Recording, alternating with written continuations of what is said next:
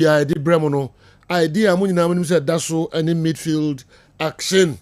And Reno assign as to be a chairmunina any DM Yamobiati ever program is none of 05515999933 05515999933 and no any WhatsApp line more messages no faso na mumfamra yabakin kind a day mamu.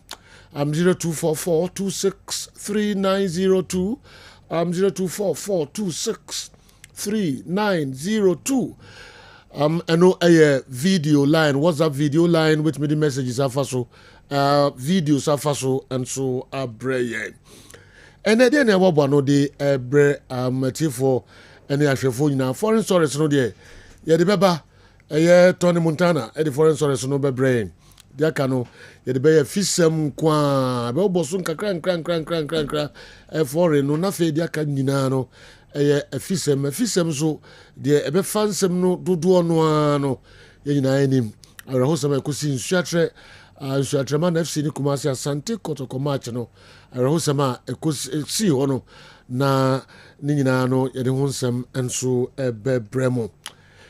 All right. IGP Dr. George Kufu Dampare Okumasia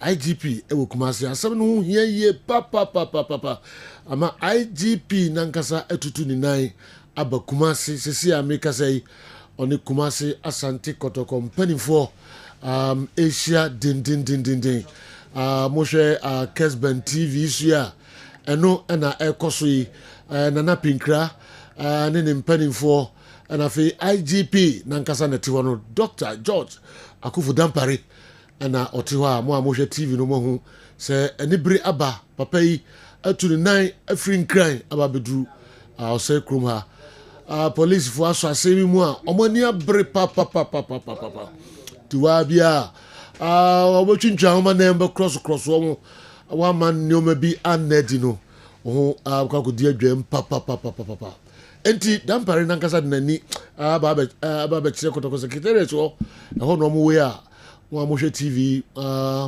moni gusu amoshe ye the details no ebebremo the course ho ne ade nyina no ye the whole details no ebebremo IGP nankasa ewo kroma yenti kakra all right. On behalf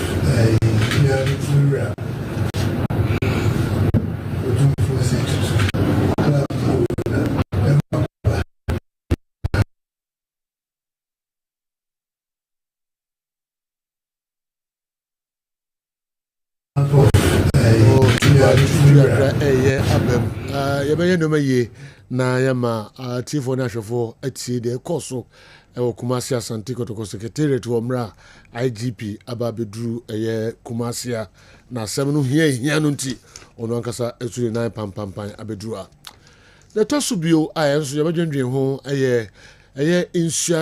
insuatre traditional council no edin sembi ababetudwa condemn the course ni nyina oma condemn the course ni nyina na details no enso ye de ebebremo almost when you bring papa. Almost say this unfortunate behavior happened on the stool land of Insuatre, which the council sees as unfortunate due to the cordial relationship between Insuatreman and Asanteman, which is dated back to 1740. 1740 and Asanteman Insuatreman relationship.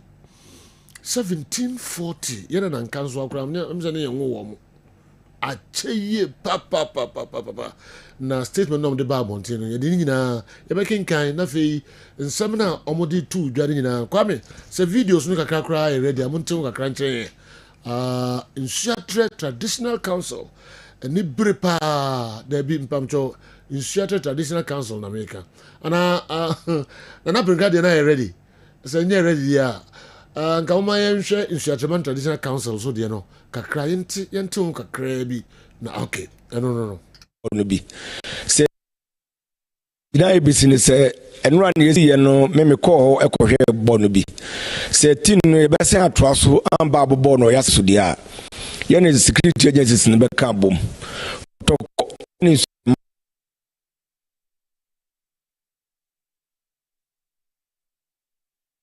Oh, okay. Therefore, twi kakra. Challenges in an GDA pass a better to Nina.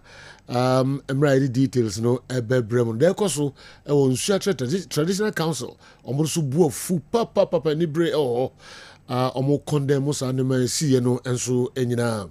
Yabeto so the details no Bremen. Now Ura Kofi Adams. Ono and as I say one penny you know our share a good nsem ewo maimu.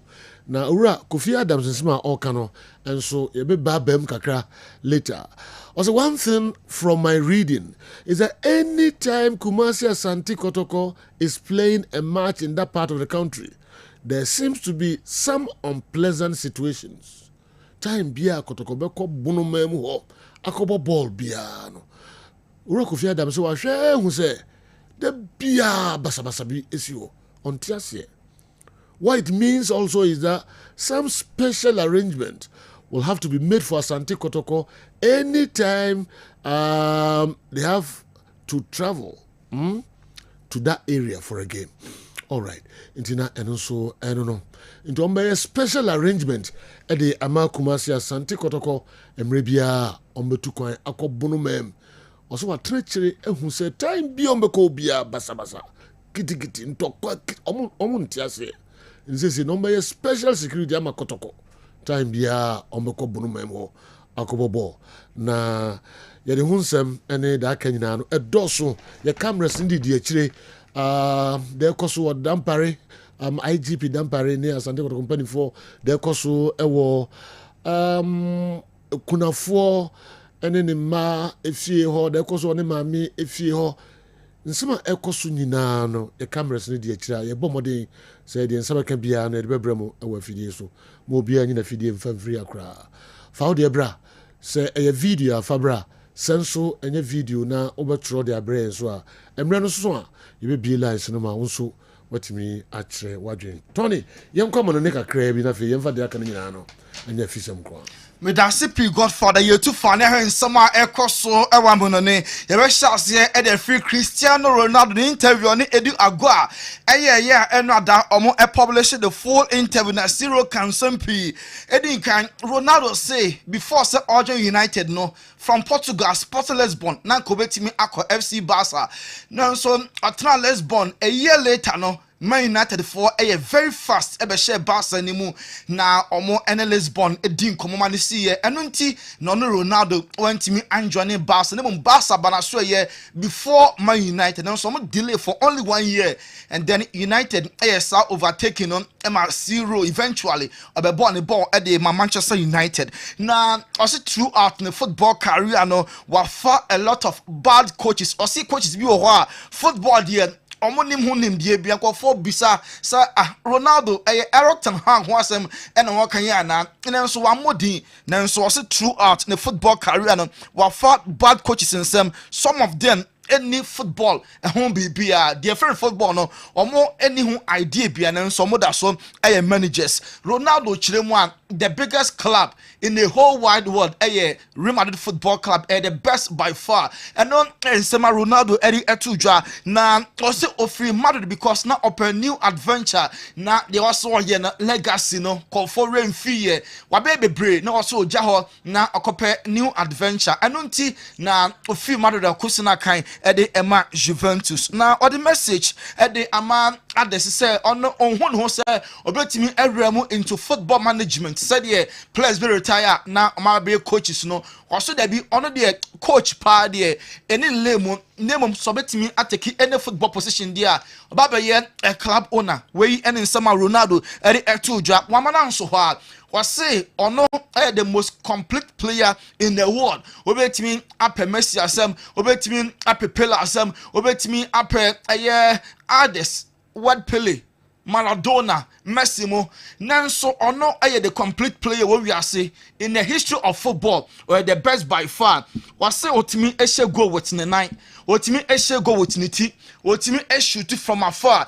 Ne be bia aye juma enti obetimi abobidi nanso eno nse ho kwan sa ono mom the best in the history of football or ye more complete any other player. Na Ronaldo say the target NSL over reach 1,000 go so far was 923 or see even and then one shall go be not retire still now who say well the best are if you are saying and so etimi ehu or say Ballon d'Or no lose no credibility or say to the bia or say come on nanso na omo de akoma bi fufuro kofo se Messi na all patch there na Ballon d'Or no first be na level near kwase say there lose ne credibility pa Vinicius Junior undoubtedly afu na o se nkekọ adema no nanso one or two reasons in binti omo de suavo Vini edukoma Rodrigo na Ronaldo chiremu a one Messi omo ntem problem bia enso eni ho omo out compete very well bia pushing the yonko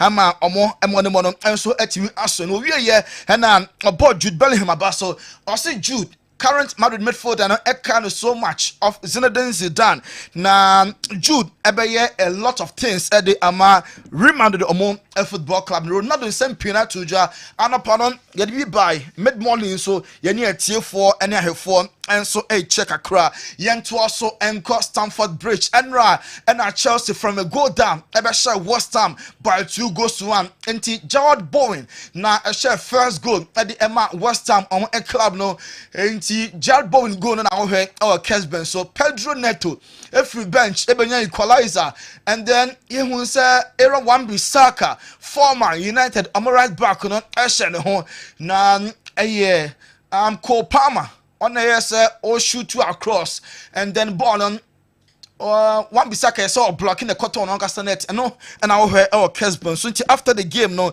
Pedro Neto on the equalizer at the match Chelsea you be say Jane Potting a coach in the catch at half time about game man about the game changer Pedro Neto Nikaseni. The message at half time was like, imagine we were having our plan. I think the things were going well in the first half, maybe a little bit out of the intensity that we want.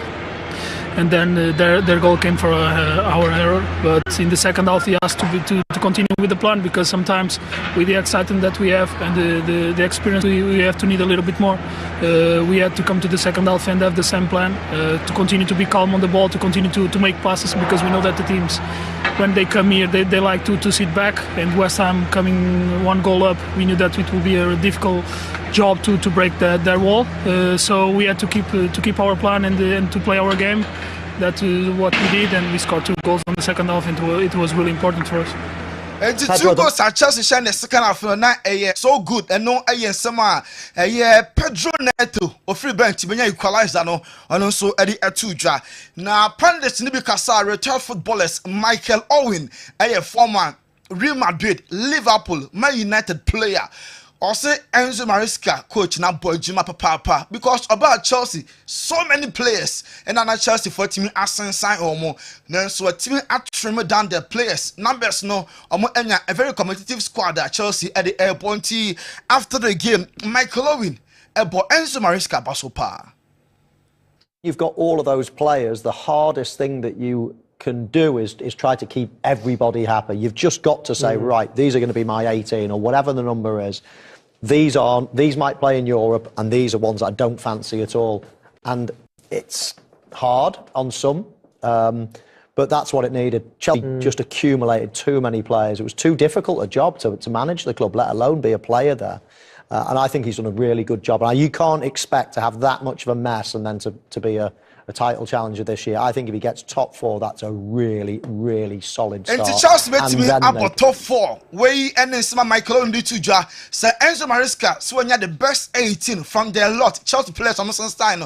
Now I'm Dawson. Sir Obe separated the boys from a man po. Now Juma sending as a coach. Now I find it time any coach deserve some credits or Hollow. Never Joe Cola. What Chelsea playing on. also Chelsea still are not here experience. Only say first time Maresca are managing in the Premier League and the Chelsea players maybe like experience. Manager and Saturabia na kakranso akemumbientie Joe Cole. I think he's not got complete control of what he would like, because I think, judging by how he manages players, I think he'd like a bit of experience in that team. I think most men, if you said, right, we're building the team that we want to achieve our goals, I think every football person would say, I need a bit of experience in my squad to help me out. I think it's the second youngest team in the Premier League in terms of starters. It is, and I think that's a club policy. They've gone down this road of... Haven't started a player 30 or older this season in the outfield. Again, and I understand from a club policy, when you're thinking of it from a business perspective, you think you buy the best young players in the world from 18 to 22, you play them games, you develop them, you know, they're going to get better. And whether they play for Chelsea and are there become that player that takes you to the next level. Joe Cole, former player my England and Chelsea, and also Eddie Atuja, and a transfer window ni close players ni be associate. Now said that and very busy crowd. The line day no and Matistel as signing loan deal Eddie Ama Tottenham Hotspur player no the Mama United for Janet Children is a loan fee of £5 million no. Not Man United GD pass a bono and for just a loan for the end of the season. 6 months pena ko chese sikano afa player on that any establisher na ha dwene yepa just number 11 and I overshare Eddie Ama Spurs omo dey assume say after loan deal omo option some team at 55 million euros and no any dealer Spurs any bamni for extra kinina no efa Matistel na Chelsea omo Ede Kanichuku Emeka Ecolone 21-year-old player no was signing 5 months at the Ama Borussia Dortmund until Nyame Aduma season ban awie no 30th of June and Kanichuku Emeka Midfield and Chelsea the Ama Dortmund no omo ade ne contract no so ebetima ban awie omo dey ashem say option to buy. Now for buyback clause, somebody assume say £40 million na Chelsea and Dortmund and so ASR business no Azo Disasi and before 7 on the close no na Chelsea then na Aston Villa another club na omo signing spa Aston Villa omo afa French ni defender ma Chelsea Azo Disasi till the end of the season. Villa etua £5 million for sa loan deal no na enyo ononko Marco Asensio another player omo found from PSG and also loan enti former Madrid player no and so join Aston Villa on loan base till the end of the season. Man City so efa Nicolas Gonzalez and rather opase medical said here or Man City omo enso a player obeboa Man City team no omo enso etime improve na Warren Bondo and so joining AC Milan and rather and the no enso complete a cost AC Milan 10 million euros. AC Milan one almost efa Joao Felix on loan from Chelsea and Felix at the age of 25 190 year papa where clubs are Felix etim akwana from Benfica to Atletico Madrid about Chelsea to also Echo Barca about back to Chelsea say dear we're joining club at the AC Milan on loan said yeah over our Kessben television so now Noah Okafor and so free AC Milan what him joining Napoli on loan now omo at the option to buy including until no Okafor and joining Napoli until the end of the season. Michi Batshuayi Murata Bayape na Yefana Bache for Galatasaray so ejana kwai and also Echo Germany entering Frankfurt and Michi Batshuayi and so etimi joining na 3 million euros and Galatasaray for enya free dealer omo eton Batshuayi edema Frankfurt. Juventus and signed Lloyd Kelly from Newcastle United now 3 million euros a loan fee obligation to buy 14 million and on a dealer Juve and Newcastle for extra out Kelechi Iheanacho and joining Middlesbrough from Sevilla on loan till the end of the season. Tyrell Malacia from Man United were joining PSV and Oven our Dutch league era divisie wako bolon and so Eddie Amomo T-Man woman for beer I am confirmed apa Arsenal Mikel Arteta Arsenal for and fast striker biao enti before say window no ebe close no nenko for Arsenal for chi Arsenal for here striker Arsenal for here man 9 enra window ni close here no Arsenal for anye addition bianti league no obi bisa say Arsenal for nia bra omo enso pagia nesa na Marcus Rashford a join Arsenal on loan just number 9 and Rashford e Gary Neville United omo great omo former player legend akasa say so sad say boy na when the future na so bright United man sika kase pa a stay here now so at this point United na loan boy no and then bibi ha 1 to 2 year kram Gary Neville being a number of emotions. I think tinge of sadness thinking of Marcus Rashford, an 8-9-year-old Manchester United academy player, given a big contract a couple of years ago, having scored 30 goals and being sort of right at the top of his game on and off the pitch. And then obviously the deterioration in the last couple of years have been alarming to the point now whereby Gary Neville, Man United, a legend on Elashe Marcus Rashford. Remember that official complaint, Kylian Mbappe tackle now a corner so Saturday Wabra referee one show red card Madrid to also elusive by go to Nathan Enra na Madrid official complaint at the Emma La Liga no Rodrigo Saman the we are the clubs next year personal down someone na omo happen in January na mo buy anye Sama omo some sanso ababak Barca so ye Frankie de Jong also another target for Saudi Arabia on clubs no only say Enra before say we no ni close no Ansu Fati Saudi club Al Shabab ebal ho almost turn 50 million euros.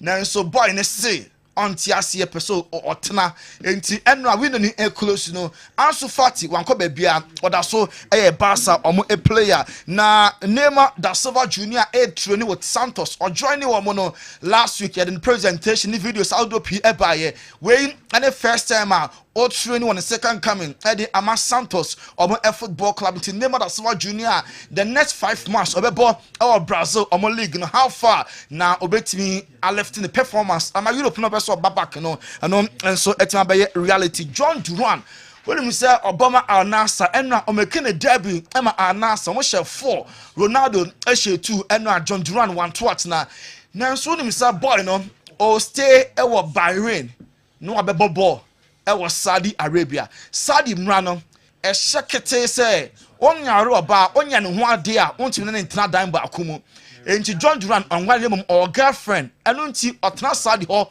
with ne partner na enyeye enunti na boy no wakọ Bahrain na eho na afri ho na wabesina kan ede ama anasa Godfather Roma konfo cross nsem no we eso ne ejina na ede esi. Okay.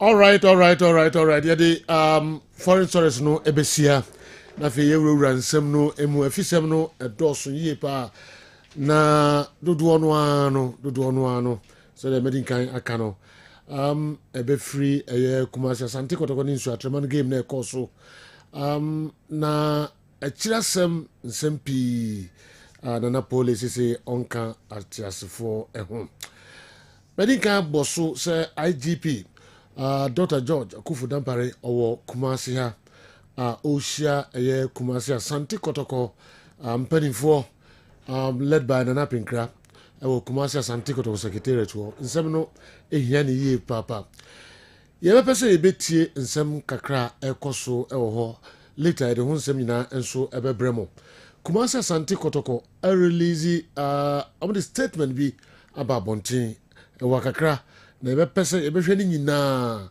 club statement on Insuatreman incident Kotoko releasing an opaya in some omo ede beto abontin nyina na omo de beto abontin nyina no ye pese be wuram na ya hwede omo eka Ura Kofi Adams enso yedi nkan aka se odensem bi aba beto edwa se wahu se Kumasi Asante Kotoko eko ebunoma mu a eko bobola sa area ho no ntokwanto nko no mudi sia Kotokofo na wadwene ho a ontiase enti no edi nkan obema Kotoko enough security emre bia ombetu kwan edi akobunumem akobobol no security surunkokra na obema Kumasi Asante Kotokofo na ye kwaba sansem we nyina nso ye badwene ho ensem pi ekoso ye ko eye Insuatreman Insuatre Traditional Council enso omo ede nsem pii atodwa ni bre so omo omo ebonyo so kra nsem ekoso Kumasi Asante Kotoko insuatre ebo ball a Nana Pole ehwere ne nkwa no kwan a abrantie efa so a ode benfo bi owo nsuatre ho de sika ko wo abrantie eku no no nananom atrase na omo so de nsem kakra abeto edwa ye kwaba na san nsem nyina no nso ye de ho nsem abremu ye beba mo ho na de mpesa mo de tudwa bia nso mo de ato edwa ye bekọ abusuafie bebia na yire na ewo bebia ne maame ewo animu nsem pi enso ye de ebeto edwa ye kwaba we any other local stories abobo no e de bremu Dr. Edmond Arthur ewo studio ha yenko doko na yenko tuji kumo kakra emraiba na de aka nyina nso ye de abeka mo doc akwaba say yo pacho ye yo pacho say ye nyame hu me mobo o ma de patch me ye nyankopon sorry yes pacho na nso e nyankopon dom meso me ho ye pa ele nyame ase yeah amanfo nana omo ka say the other time wo de wife buy mo bia ehu no say unim jom ko joma say be mane na tomatoes na kwa kota onto de emre papa na de abai fresh pa na beto wow de obeto bia no mo say ani papa nko na beto na afche wo ka chen say adwuma wo ye ni ade nyina no wo ka o yiri nso esri nyina no di dance say won kasa kwa na enu na wo ton say wonum bi edibi adwuma papa na omo so da akofa o yere betra say odu be yo magongo wo so dey no san ke kansem nso me kwa maso krebu do ka kwa ba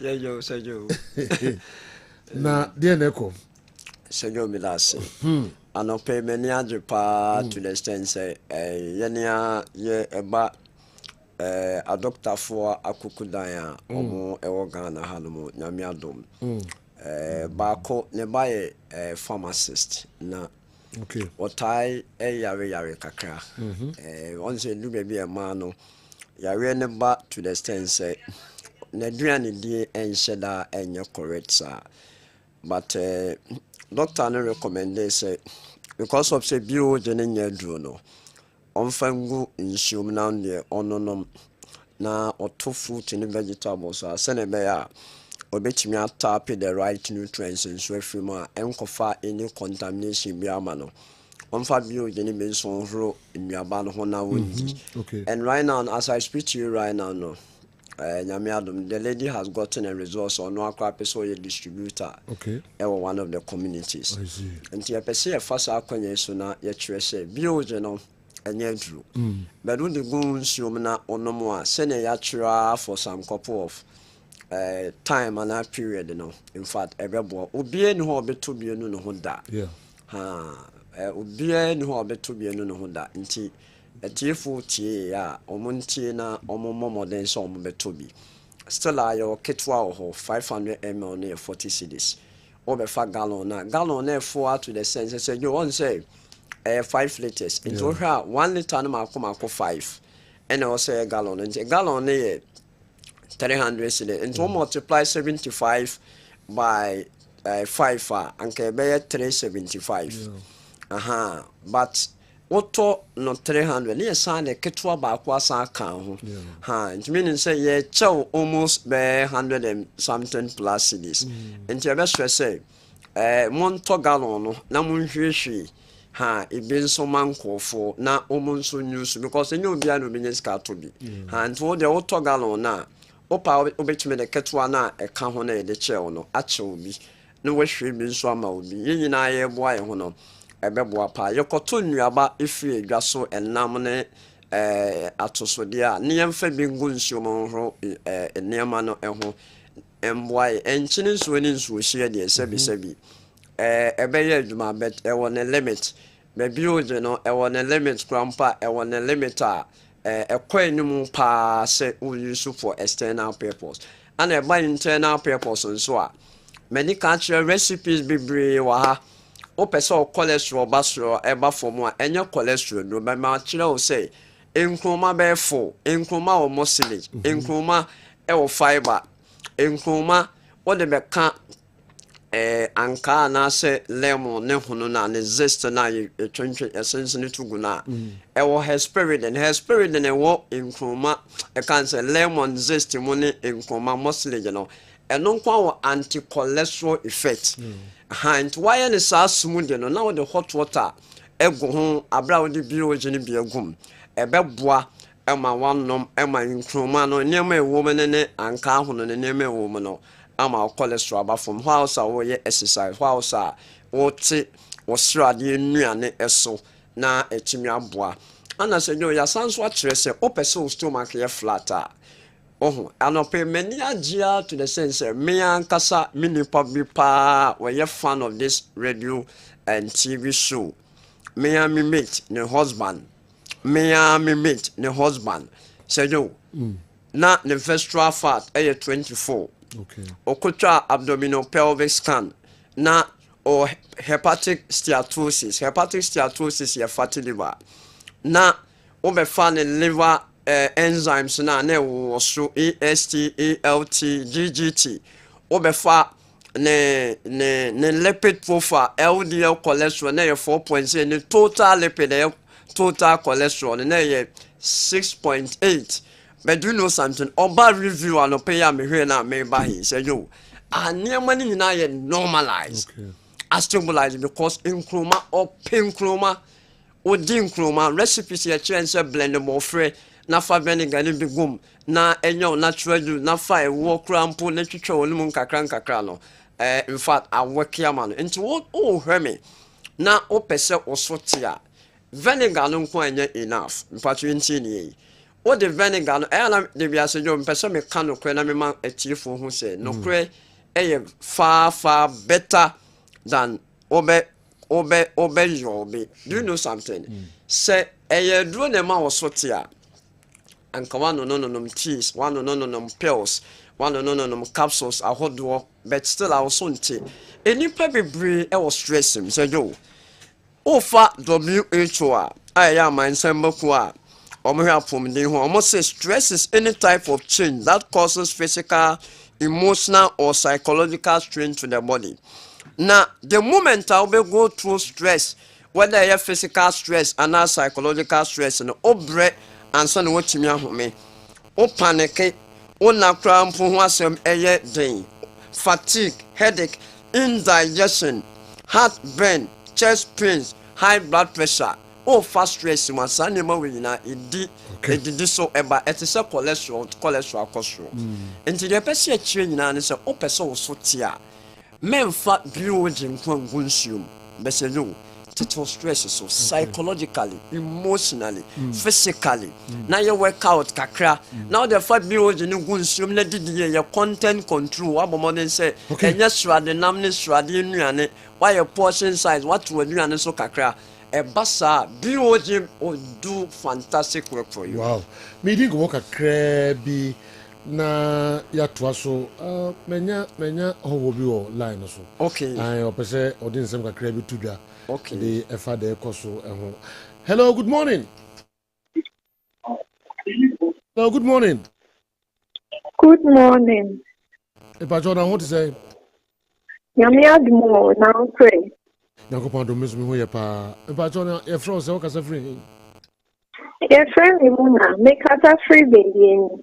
Bibiani, okay. Muna dey na person dey tudwa. Dr. Monasa ewa ha. Okay. About BOG. Okay.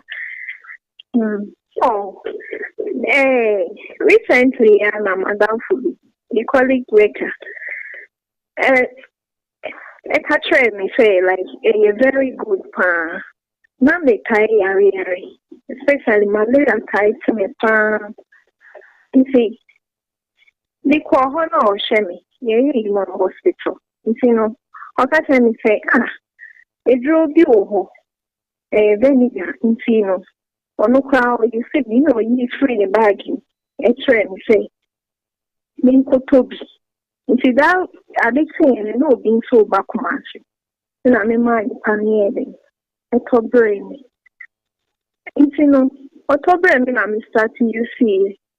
To be frank, I've been a drone papa. Okay. Me start to ye on no tree. Me find go vitamin C, a very different again. They be too so. It's not me you see me the two. It's a son, not me they are good. A normal so I mean. Oh, I did not want me. Okay. Me do want dance here will be there. So we be a little AUCB. Okay. No matter how today how be I believe a bit in Jumama. All right. Muna ebeda sipa na ya bibia ni for and so enyina. Doc. So yo. Also free bibia ni friend Muna. Yes, yeah. Muna. Na dance on so di no. Yeah, na malaria sa hana dream pa. But enya malaria.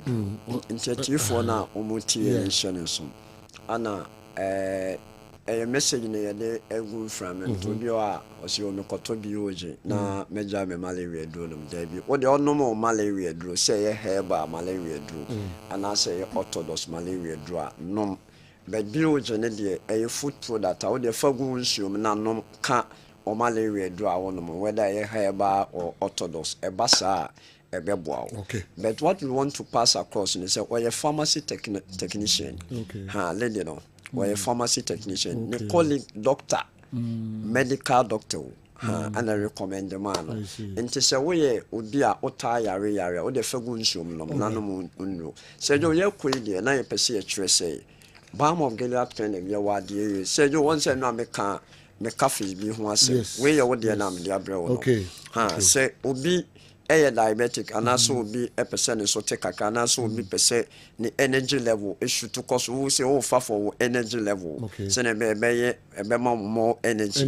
Now sign a detoxify a enemy and cordyceps ne ya can say ganoderma ya de afra into we ebe you tea ube issue udi mienu no mi unse mienu bi oh ya mienu no say ketwa pa ni black and back on white and so ni into ufa white no half no afa black and so white then morning tea yes warm water. Wow. Yes so nipa no cholesterol if normal utimi kwa the milk e ka ho no anom. Okay. Yes no what twa salad why your salad account na anopa no ayo beverage. Wow. O breakfast pa e be wow. I see. Nti we ye tea ye dey ba be serve most of your patient e be boa pa. Okay. We balm of Gilead. Balm of Gilead. Okay. We utwa wenum no na utwa wapom ne so I mean koso be we ne de utwa wenum na utwa wayase. Yes aka ho. Okay. Utwa wenum no na utwa wayase. Na kwa musu because chiruwa umetobi o utwa wenum na utwa wayase. Yes. We ne de utwa wenum na sayase ne so aka ho correct. Yes. So you ti we de correct nipa ofa more than correct. More than correct. Yes. So you renew me so abanti. Oh, renew me about. Wow. Yeah, the renew me ni be ma. Okay. But where you me dia menom. So you me fa ne me dia grow. Oh, ma minimpa.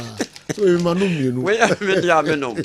Renew me ne bo no e was so but e so correct. The papa say. And we peptic course for that no. Okay. Ento mo yare no. Eno ni bi ofre ya ye nton ma. Okay. Te so said about hospital near your examination you hu ne echo na ya faso etimi ahwew enti ya kwei de ya wo de cabin MTN for ne chiwo ye ne eja hotel anes ene opposite takra de ya wanaje to anaje choice smart ne so Accra so your West Legon oba Asda House premises your BOJ Beningan be a medical can once him say Mr. Martin blue mo be ma on sa can be Asda Towers Accra ebi o takwane miamia bebre enti yemre na so ne de na pese chese baby o Ghana bia no so watakwa de so watakwa so wo sunwane so inchi so wo himfa tachima ne be bia mo frɛ ya e be ma mo nsa aka mi sunwane fo ye chia mo 0539 86 38 0539 86 38 and I said 0240 51 51 51 21 21 71 71 0240 0240 51 51 21 21 71 some of frey numbers here in fact you bet you the somewhere so you know watch na me ba e be hwe vinegar no sumu dis out be okay ha enema obetimi ne vinegar no aye pa eno ne be hwe yedasi Dr. Edmond Arthur bibia bi ewo clinic wo ka ho na ebeboa oye papa doc e ma wremfi na emfami de no enkoda na erefre oni paso all right say you we den kamre yefi okay kwa bi usu oni kwesi twiribu amunhia me na munyi bi na mo de Dr. Baha bibi o de bia be mfa bi mremo yeton all right enti numbers no enso no Tony Montana na wanye mistake we onipa ho all right yeah transi na ya bia nsem mu kakra de amamo Kessben television found the bra beka ho na yenhwe the yebetimi de okay Zakov Mohammed anyway aba also good morning. It's been 48 hours. That lady called Akosia Black Chinese has still not been arrested.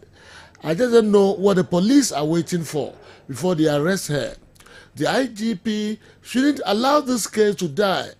Moreover, we are appealing to him to kindly move the case to Kumasi Central Police Station or the Accra Regional Police Command.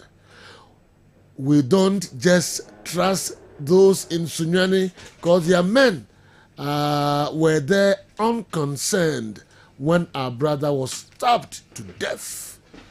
Justice for Pole. Zakov Mohammed. Anyway, Abre Yay. Now, the MNG and say, Andy, how to folk support us now? Yeah. I come here, so I'm going to just some way move pop. Do you know, I was so good. Just say, and not some get to Accra. No, you know, yeah. It's been a long time we had such a passionate fan who has been part of the team all over the place.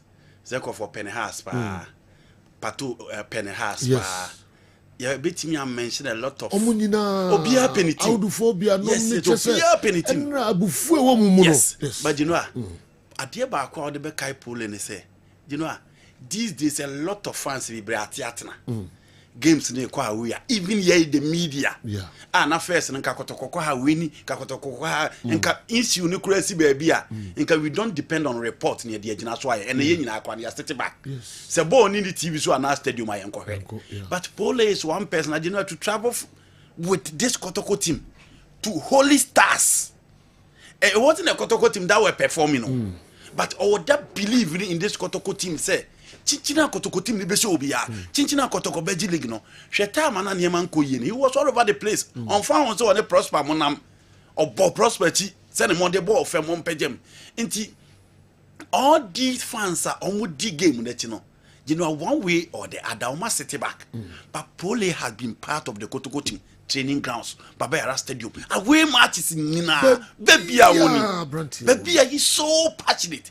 And for no one is and yes, oh, you're so passionate because ya fuka nako ahani do weko baby who Pole e could ticket baby we could be the teams in Kotoko so almost 33 by 50 Ghana cedis. Yes. Oh no, could just he doesn't complain. The only complaint is the team nimko ya no aka oboase oni anyinase oni takwa oni, you know, always skinny life all over the place. Until at least a lot of people are sitting back, but you know, we are all trying to revive the supporting industry. Bema a game let me acquire and it's one person. Until you have been the messenger all channels man. Until you be, you know, within a short time, within a short time.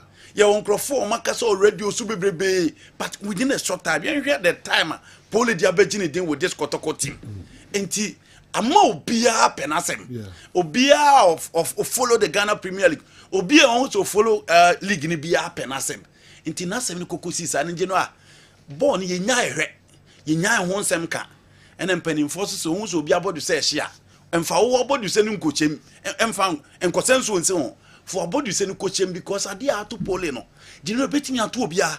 And I'm very now 70 no. And yeah back when you know and someone in Semesi. It is all your fun. Nasa Odia also on sorry.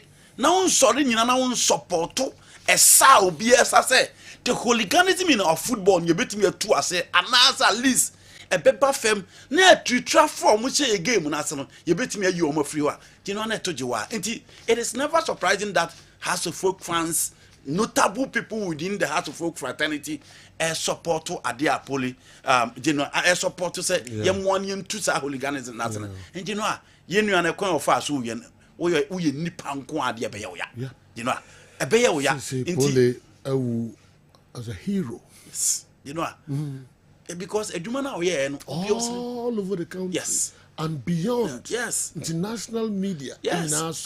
Obi e friend. And no Obi friend me from UK. Also he doesn't recall the last time a passionate Kotoko fan like him. Now Odi Kotoko achiti said the Opokuntine principal in Ebonai. He still have the belief in the Kotoko team that they win. And that is all. And you know I say wakwa abonten. Akoye bibi basa bia any team no supporting team no di he only want to see the 3 points back Kotoko. And you know and tokwa in the kwan of us ko wuye you know wankoye bibi boni bia na yakase nkrofo akwa kutua ne soka nti akwa yes to ayonko ho ade no na aka setu aduam a wasem and it is the reason why everybody support Poli say ade na nkrofo ndie no yempe ba bi asa nkrofo no bia no nyintu o mo sesa because o mo ye mamofo and you know e dan no me catch o say na nsen na fe gradually na ye hwe say at least you betimi anya confidence within these clubs nanka supporters akose the makwakoye matches because day in day out we've been discussing why people don't troop to stadium for games. It is a do we sa kokosi dia eni nipa de beda aba nti enye monwa say House of Folk fans na support say ye monye ntu tutrafo a omo yi Poli free on ntu omo so sa the guy Poli, the man Poli ni ehunu say ordinary supporter bi odi Asante Kotoko o Kotoko team no Kotoko team na ye hu bi da Poli nya ne baby call ye no obe hero instantly baby doctor na me hu radio station television station e wo memu amon discuss Poli e be kan ho some sa international media no crash so na ko pon de odisuma no short time no be near we are na so why the yipa when for the kese pa so na Asante Kotoko oden ho aba for the Asante Kotoko you see the beboa pa ne say na rehu sama esi they be free moba if after Poli's death see be to me den hihye agu kwam na ya kase sa de we be nsibim na absundwe be ba ye stadium sa you be to makase ni wu na so abamfa so because ni wu no ene bia ama amanyofo traditional council omo tumi no mo ewo ni a de hwehye mra hwese mra be ye adwuma no e bia nam ni wu no so no atwe omo nyina adwen abaso let me say after a wu na chi e free no abepem ne no me are impressed with what I've seen so far. First of all IGP Akufu Dampare doctor a kwan of us so enene ma me din komo na anano pay what tunu to abedru kumase we are no the free honoma anope meeting so atreman traditional council no kakra bi abobo so no and when you gave us the history between the relationship and I say ayonkofa ana asetena pe da nanan matrankunya amu nsu atre ene Asante ntem no na esa shemen cry say yes he better tea was a dated back as far as 1740 general it's a whole lot na number kan nyina ebeti nyina medase pa you see nipa mensa police SNA omachiom na omo ewo police for nsem no madam so to fuma di akire me gidi say people should not rush into conclusion it do say me say ya chi obi a enkyere say wono ne yesu okun nipa no bi o ha ye from no mabeboa na hwehwem na yeden akoso ko nipa miensa no ba ko ye timura ba ko ye police ni oda so service ni ma o ye timura no bodyguard meka aye agimandua ousu no o ye honorable Ignatius Befo wu a police aye sign no ma no ne bodyguard okay I'm say videos ni bi ubehu no. And then the other person no Chreme Joseph. Omota friend Santos. Ono nso so steward. Mze omo stewards no na da one no. Ewo na Kramansa Stadium ewo Nsuatre no. Okay.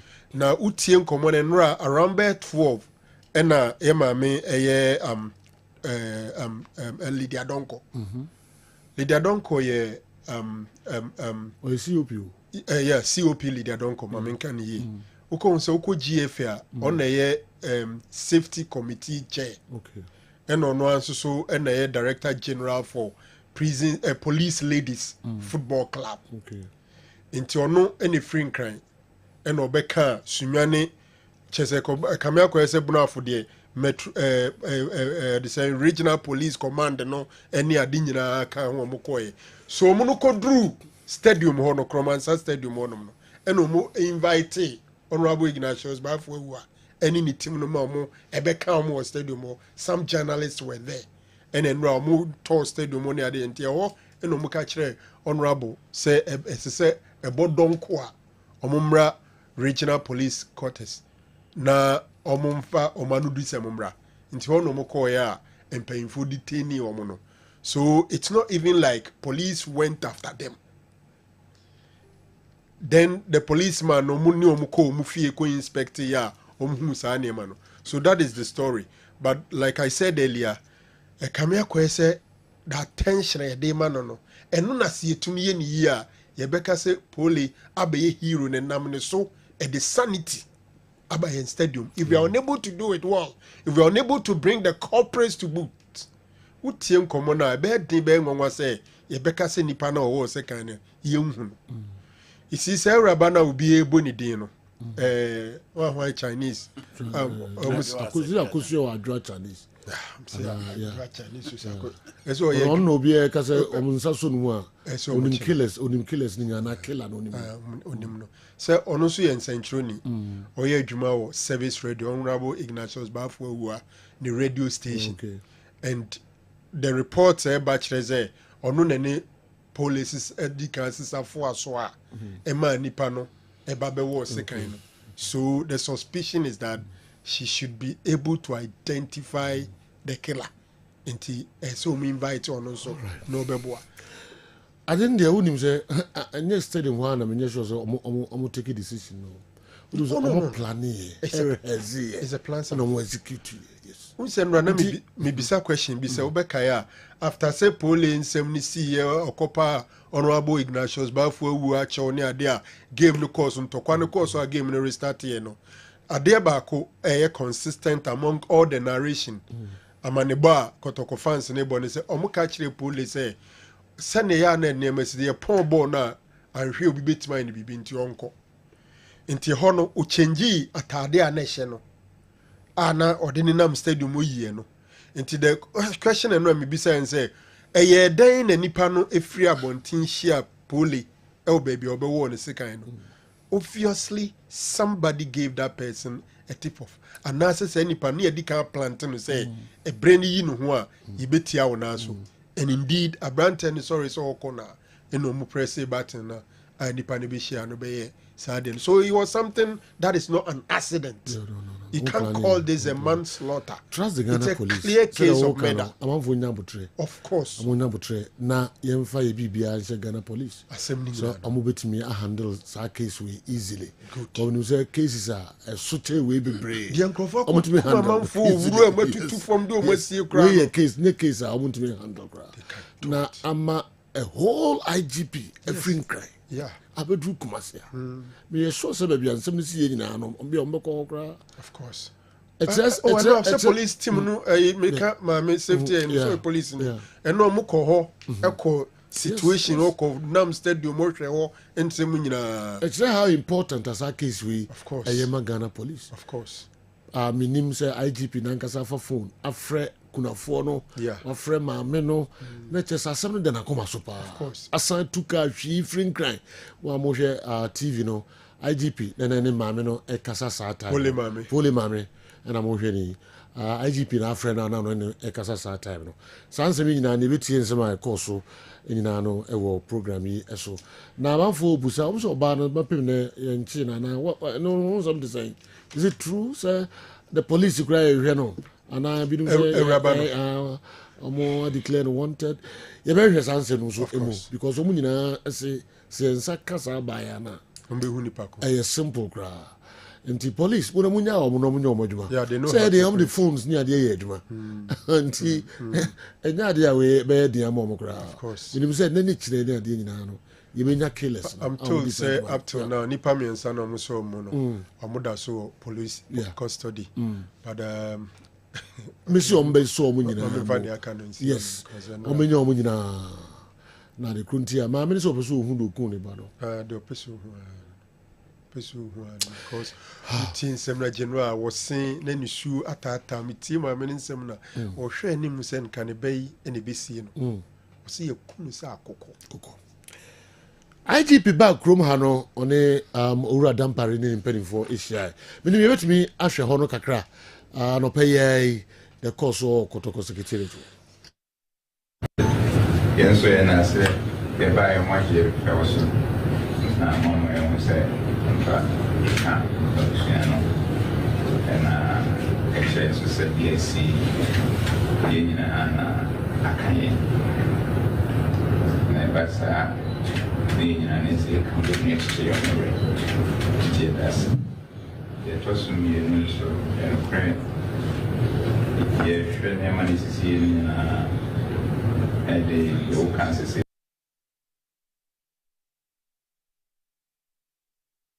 okay yebo modi na the course ni nyina nso ye de abremo minima de ye betimi asan ko hobi wa na actually so said yes in akanye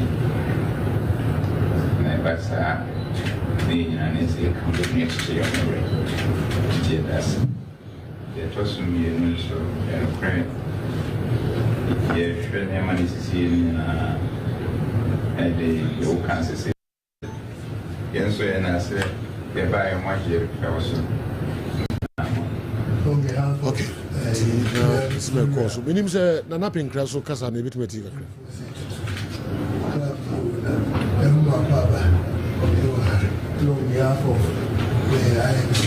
management supporters leadership of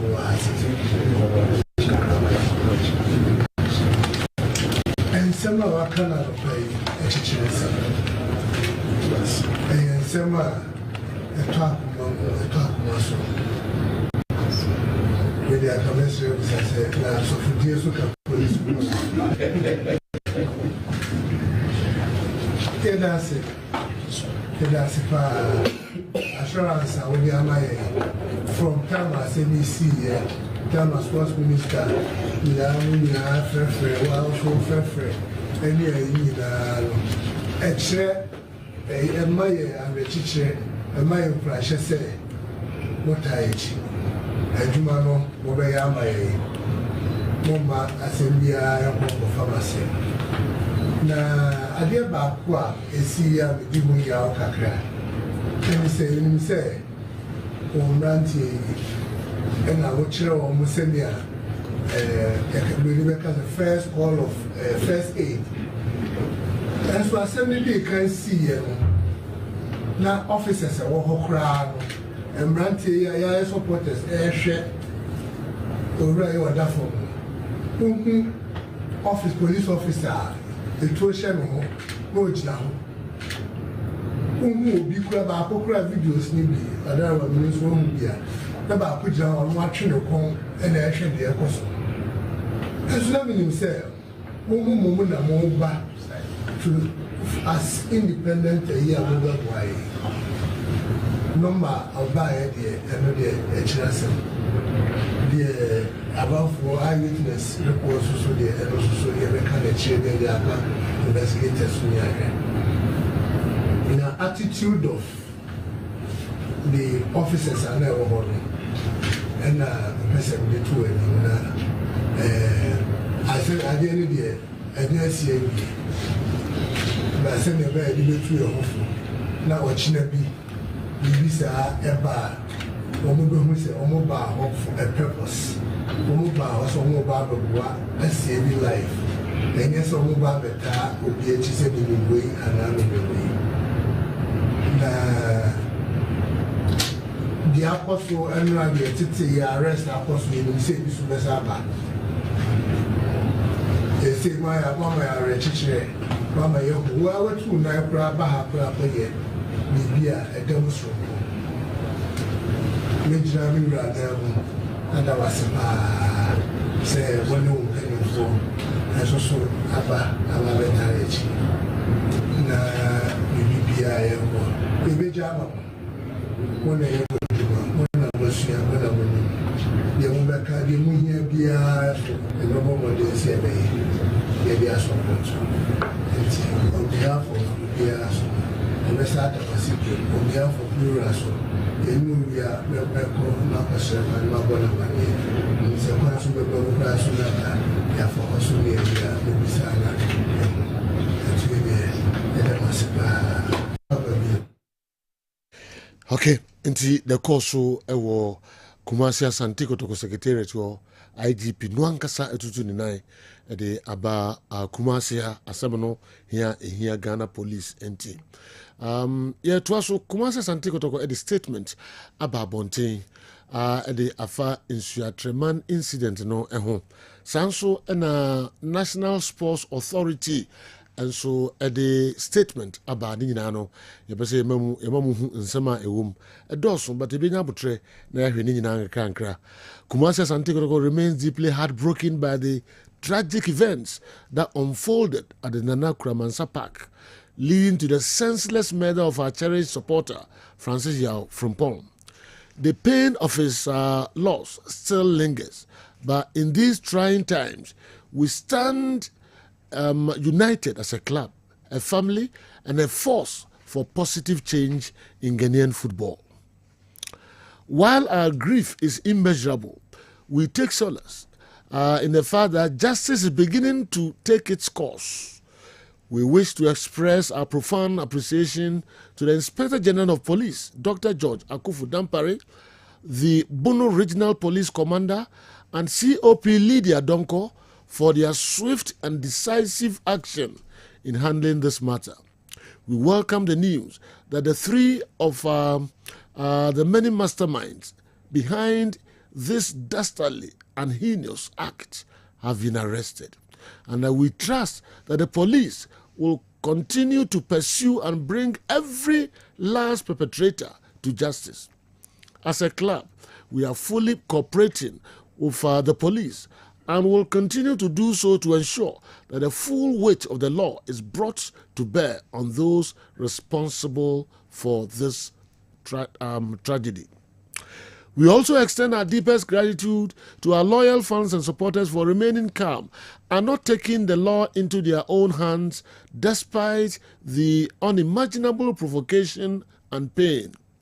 Your restraint in the face of such injustice is commendable. And it is this discipline and unity that will ensure that our fight for justice is won. Furthermore, Kumasi Asante Kotoko is in constant communication with the family of Francis Yao from Pon,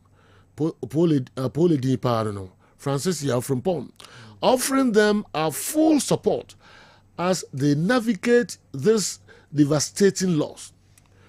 We will, in due course, provide further details on this, on his funeral rites, and that we call on all who love this club and Ghana football to stand with the family in these dark times.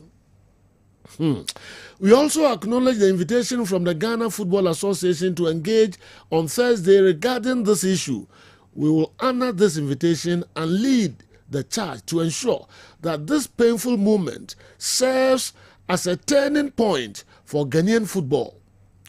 It is time to end the cycle of violence, hooliganism, and lawlessness that threaten the integrity of our game. We call on all clubs to support this cause, especially our greatest rivals, on the pitch, Accra Hearts of Oak, because this is bigger than competition. It is about securing the future of our domestic league once and for all. Afei mama yentie we ehun ye papa. There also to our cherished supporters, we assure you that whatever decision the club takes after our engagement with the Ghana Football Association will be one that forever honors the memory of our late supporter, Francis Yafrumpong, and upholds the supreme interest of Asante Kotoko. We will not be swayed, and I will not rest until true justice and lasting reforms are achieved. Finally, Muntiewe, Kumasi Asante Kotoko wishes to state that all footballing activities of the senior team are on hold until further notice. All football activities of the senior team are on hold until further notice. Our stance remain unchanged. We will not resume football duties until justice is served. And concrete steps are taken to prevent such barbaric acts from ever happening again. Doc, finally,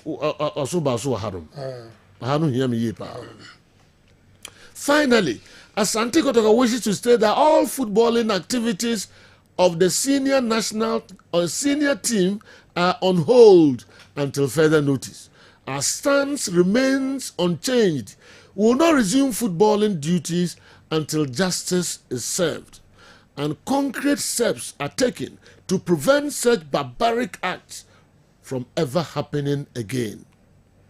In the meantime, management has decided to suspend all activities relating to football on the pitch until further investigations into the matter.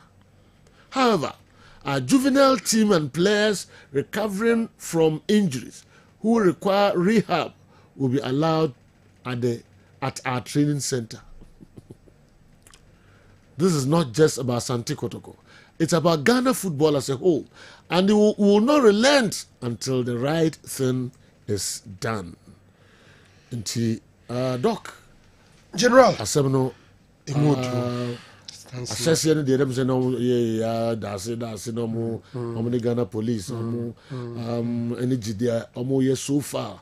And Penifua who do Buama Bibia, Kosu Kama, Rua Dampare, Lydia, Don Kone, Mama Kenya. Yeah. See hono na nsem ewo. Minim so be fa horo nko ana so yedi nyina. Ma menya ne tew. Okay. Dedin kan ne se Kumasi Asante Kotoko for person o mkire se omakoma ebubu. Omure aho, omunsunu moti. Na ni nyina fa eye omo supporter Francis Yafrumpong ni okushia ne kwanhia wu ewo na the pula so so. Poli. Okushia ne kwanhia wu ewo na Nakromansa Park ayewo eye insuatre.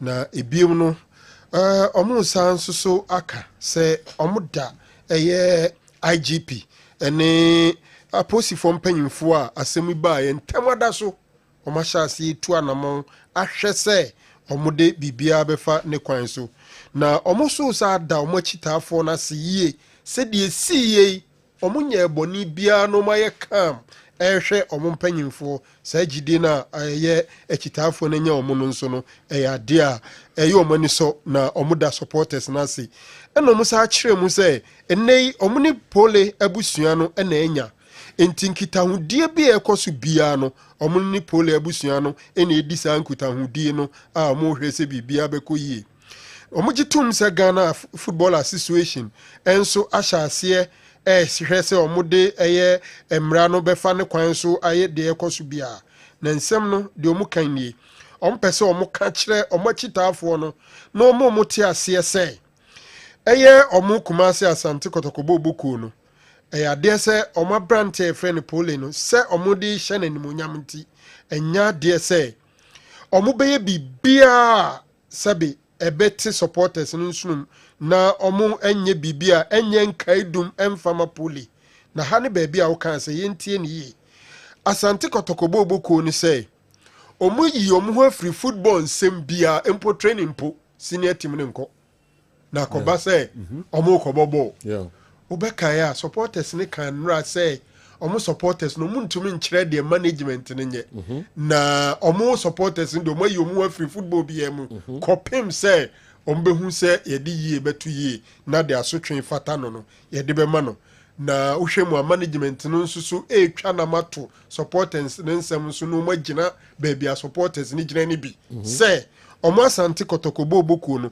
omo yi omo afri all footballing activities echiremu kosi se omo training grounds ya adakwaja achikura no enya de ese senior team ne beko nemum youth team ne de omo be training na senior players no omo pra ya doctor for omo rehabilitation exercise bi so omo nye no omo de omo beko so aye eno ehonsem omo wie na omo de ta chire say management ka chire Ghana Football Association eni obia say omo Kumasi Asante Kotoko enya de say omo be say omo chi da kopim say omo hu say ne omo pe no periperi yo no aye adwuma ne adimra ye adwuma o memu ansa na stand o mateki so mbe review a o ma review say o ma yom ho free football activity BM all footballing activity league no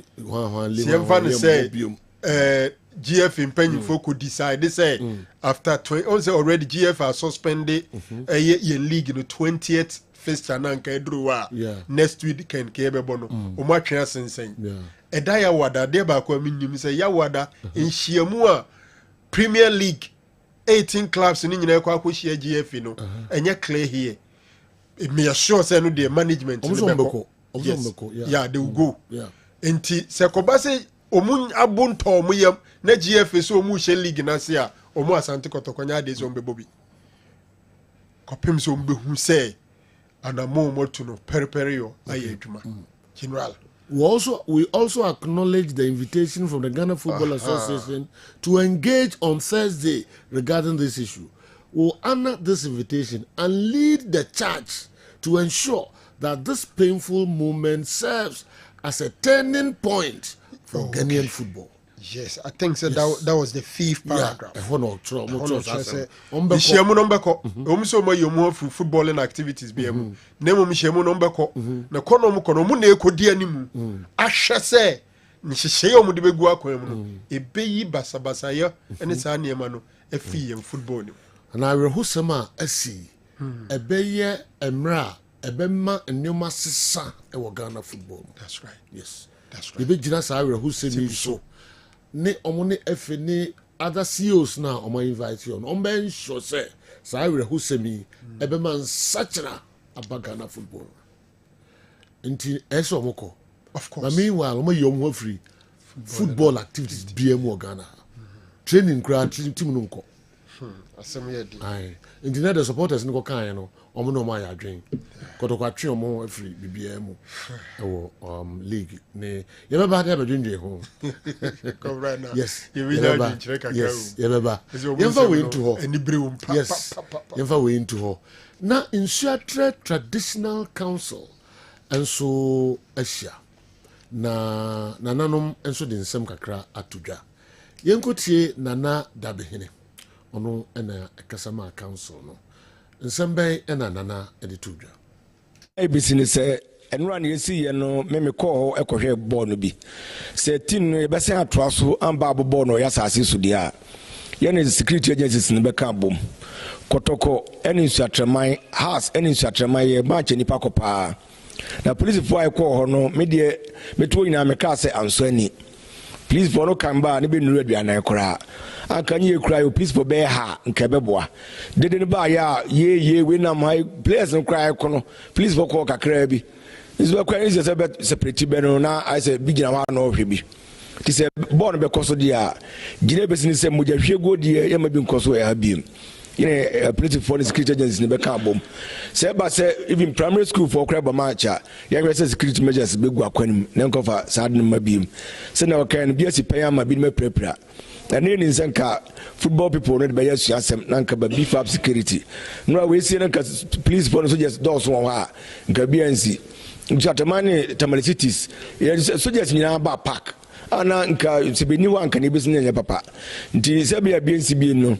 yene security for no ebehia yene team no so ankasa mpanimfo behia ana supporters ankasa ewom so ene bebehia na yese ade we ba yi agu yene ma ase akwabuchire ba bia wiase ma ba bia bia hwe ne nguase ye hwe ma BNC bi na kofa ne nguase gina business oniha na mom ayonkofa kra ya na se muja begu asase abanananom yenkoko yenye hwe na muja gu ti na na man hene ye bo na mane na yese oniha na mom ayonkofa ida ni Asante man ntamti no obesese yema Ghana nsentwefo wasonte na man ni na hu se enye man no na asuasa enye nsu atreman ena Asante man na eko agro a yedi ankeka abusuan bom eka kurubom eka man bom enye ade a ese moja hwegu ti ne na ka ne se yema otumfo ena Asante man na yakọ na abrantie no nabusuan so ene ne yire yema obi a yakọ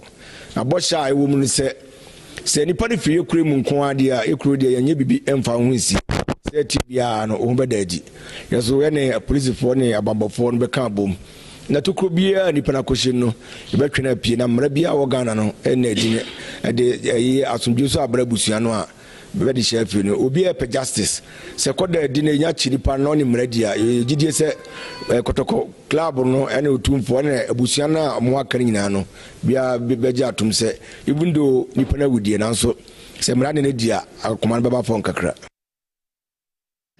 Nana Dabehine ono ena ekasama isuatre traditional council no doc senim guasie pa ena akan isuatre mai didn't asema accident yeah general didn't kind of Nana Dabehine minka se na no hwam enra na me ka wa ha se ade no a football club se na enya but it goes beyond football na utie se ne nana no matrankonwa aye wonsu atreman ekotena ase dwen hu se asem na asi no na utie de ekoso social media omuntumi ntena na enkase bia a football for ana ya police for inti omumfo ma no ntumbi ni titiriu ni say this Asante Kotoko is a royal club owned by the king of Ashanti, and the relationship between them dates back to probably 18th century. 1740. Yes, 1740.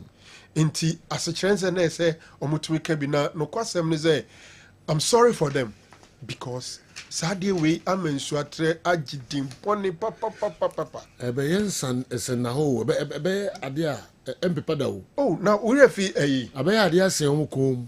Ese omukom. Nsuatre mone tower edinkan a mode sekan wo obi kun no because of football, because of 3 points. Yeah. Okay, a soldier ni Denchirabuasi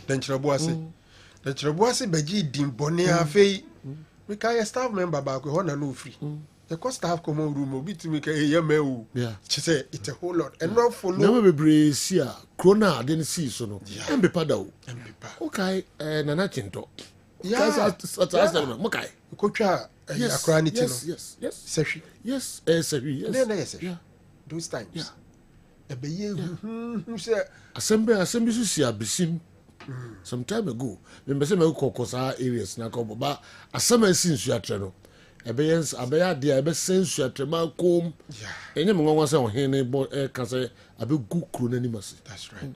Obaka and right in my analysis I brought back some of the issues and violent conduct akoso among teams our visited insuatre nititriu Nana Kramansa Stadium.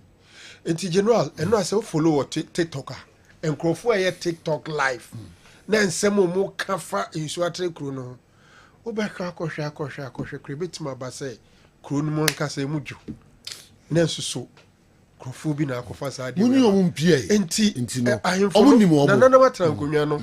They have a responsibility to fish these guys out. Mumu police. Eseso omubo police for no na safo no mu yi omupie.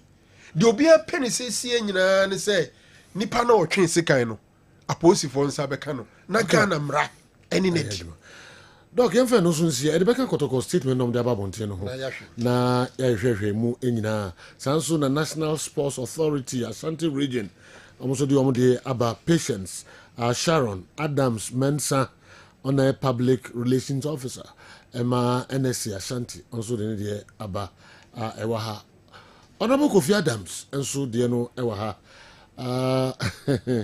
enya sem ketu akra o se omo eti akiri nyina no na omo ehu de ekoso nyina of course ehu de ekoso nyina on the sports minister CC His Excellency John Dramani Mama Ede Amaye. Coach, also one thing from my reading is that anytime Kumasi Asante Kotoko is playing a match in that part of the country, there seems to be some unpleasant situations. Unquote. Kofi Adams Neka was steady. Mra Kotoko beko bunumemu ho bia and sembi sisi enya de papa. What it means also is that some special arrangement will have to be made for Asante Kotoko anytime they have a match in that area. That's the way to address these concerns. Kofi Adams promised to improve security at venues. Quote, you are not going to have the same thing as in the past. We'll improve security at the venues. The Kofi Adams like you said, everybody have a but at least Oka teams wobuna for Kotoko. You talk about Domain Grediana, you talk about Brekum Golden City Park with Chelsea, you talk about Bechim, Asante Kotoko with Bechim, and then in Swatre, Bofuni be a crowd or Muni Honor.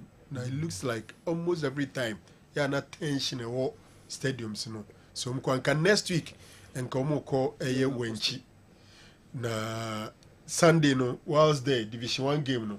Na match ebe so the next week and an stance anymore. So it's good. Say Honorable Kofi Adams says general it's not easy. It's not so easy because he is a minister for youth and sports. Into oni GF Obika one or the saying national security for any policy babo edumekuo no Obika so be say no and so easy. It even involves supporters leadership and all that. Na a collective effort. Okay. Nipa ba ku bi entumi nye. Yeah. A collective effort. Ne say here education pa. Ni kroma concept bi kura de beba say bibia no. Ni ase no. The reason omudi stewards sentence yempe stewards mra no. Nanka stewards no te say the abrochire omachi na hwe park no so no omanim hwe stance mu ye bibia na abeyi no. Ekoko wi ase no ko sentence bia hooligans. And ya show muntade. So many stewards. So on paper, policymakers can bring policies, but the implementers, in an attempt to satisfy their own whims and caprices, would go around it and make sure it's better.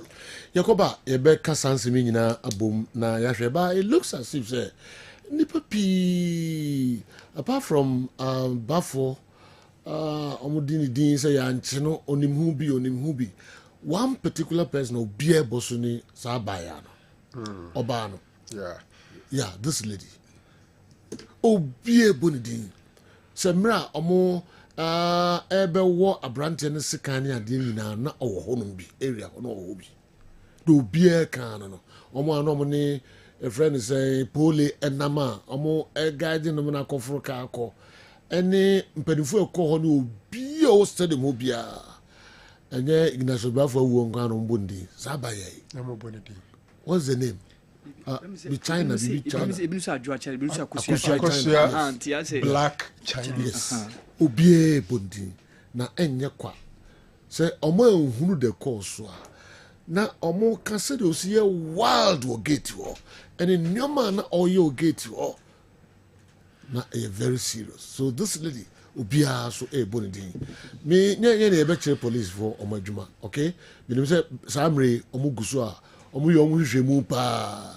Ndi ebe ja Ghana police. Of course. Na omuyo omuhwehwemu ni nyina. Na we trust them. You say enchekra. And also wonsem eba betudwa.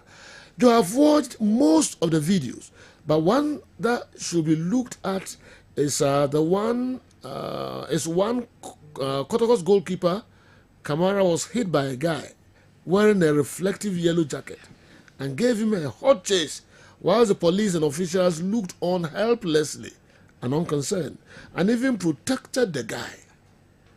Has that guy been arrested for hitting the goalkeeper? If that guy hasn't been arrested, they should identify him through the video and arrest him now. Ohinba Yabua, and so the other about, I don't know. Say because all time the limu Babayara. I think you mean on walk out. Pepim that's on walk out. Oh, Branton say his picture is here. Nipana Odigu is. Odigu Kamara. No, Kamara the Gu no so. Kamara the Gu. Say so no the Kube Ankasa. Elko hit Kamara. Some video no buy no Ujane. And a camera chase. Yes. A day now. Mo no so funny wa. And then how koye na Ujane. Mo no so funny wa ha. Ana mompe ye kwaba na ni nyina no. The thing the Kudus. You friend Kudus? Yes, he has once worked with Wild Stars. Okay. And now part of a in trip, yeah. Yeah. Oh, you're not so a wild or state. Now was a players kuntokwa. And again, but maybe your comment on all these kakrebi na minti awa Mohammed. Na emfasun kodi jwa kakramra.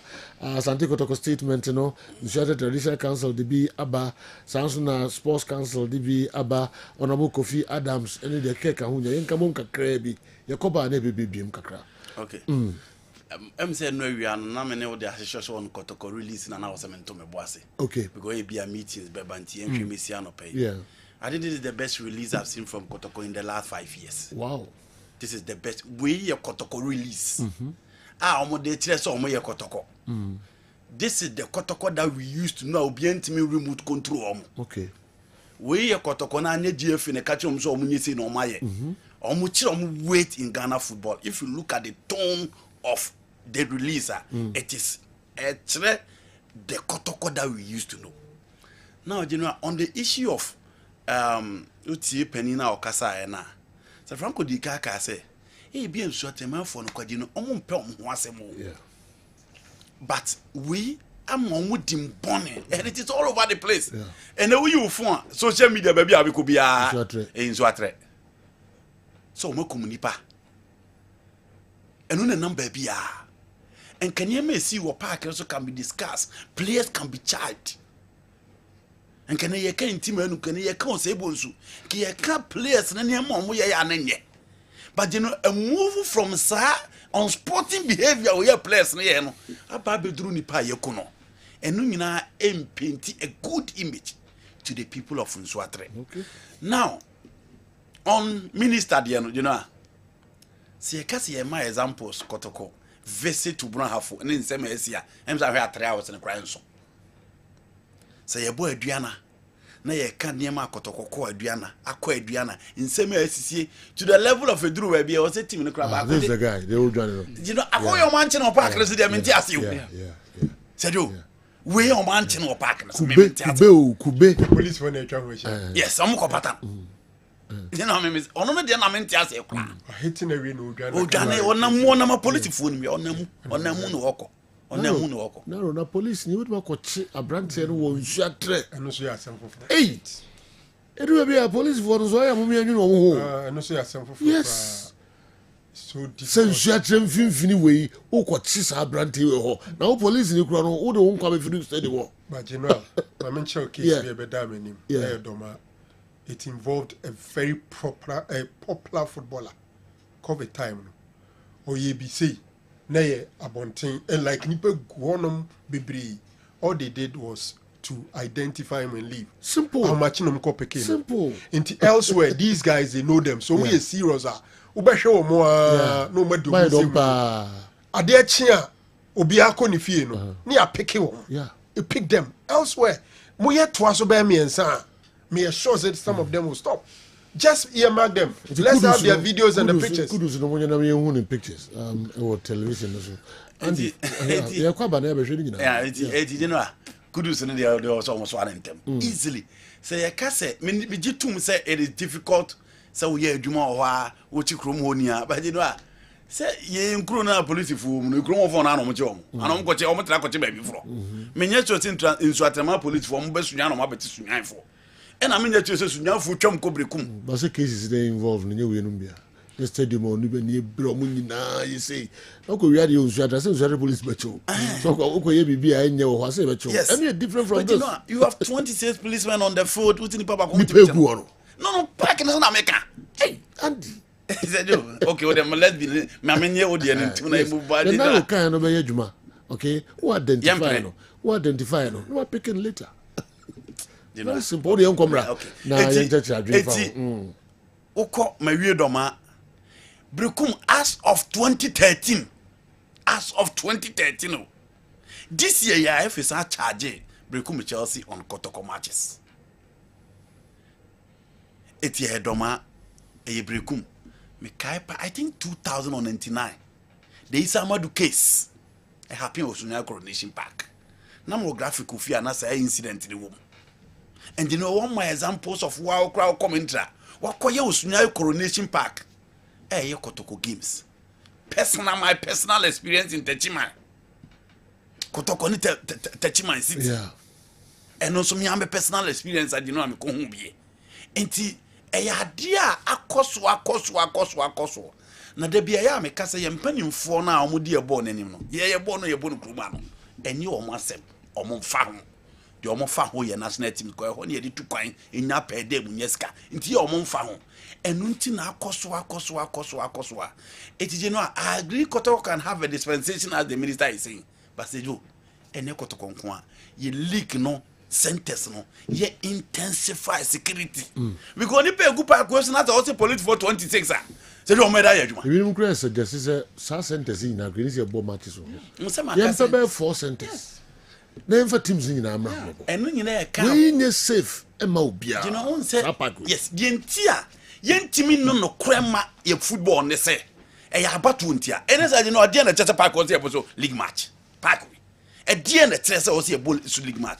But club licenses will go and I agree. So also because on beto abamondia. So class the one as omunya na kaso mombo no ha election do obelusu. Election do pe obelusu. But you know okona akoji tumpe on beto abama. Yes anka park we. Enye park was here the boss. Momini do driver na ba beto aso. Ghana Football Association a charge players 10. Yeah. 10. Nsuatre FC 6 and Asante Kotoko players 4. Ye kwaba na nyina ho nsem. Awo. Sejo. For no tum kakra. Kitua bi mekai monfro atwa mame. Sejo kitua bi mekai some time past. Op pass brilliant point bi. Senka in se aban air infrastructure. Aden aban emfanka stadia roads lead to a stadium. Yes. Mekai already that point and it was fed. And no na ba madwin. Hwenso Atremai Park no. Senior na eno anani eba be narrative story no or see from stadium no to main road no about 10 to 15 minutes dust. So you can imagine, look at the road now can was yes you can imagine and say when you na account maybe sometime some before say question yanteche ba be free no na yeah, because of TV rights yama teams na cluster Kotoko cry ye the home match ko Cape Coast. And I think say I support your call on that. Say 5 stadium be more host league na. That's all. Ni omo those mushroom venues na intimi mo nyina yenyi omo nsinchen. Na andi ka number here. Because of and no ani asem no. So that's the reason why he was saying yem pay for no football na ye bo no enye omo asem. Say I don't understand the reason why yem pay for no omo si omo da football enimu no inform ho.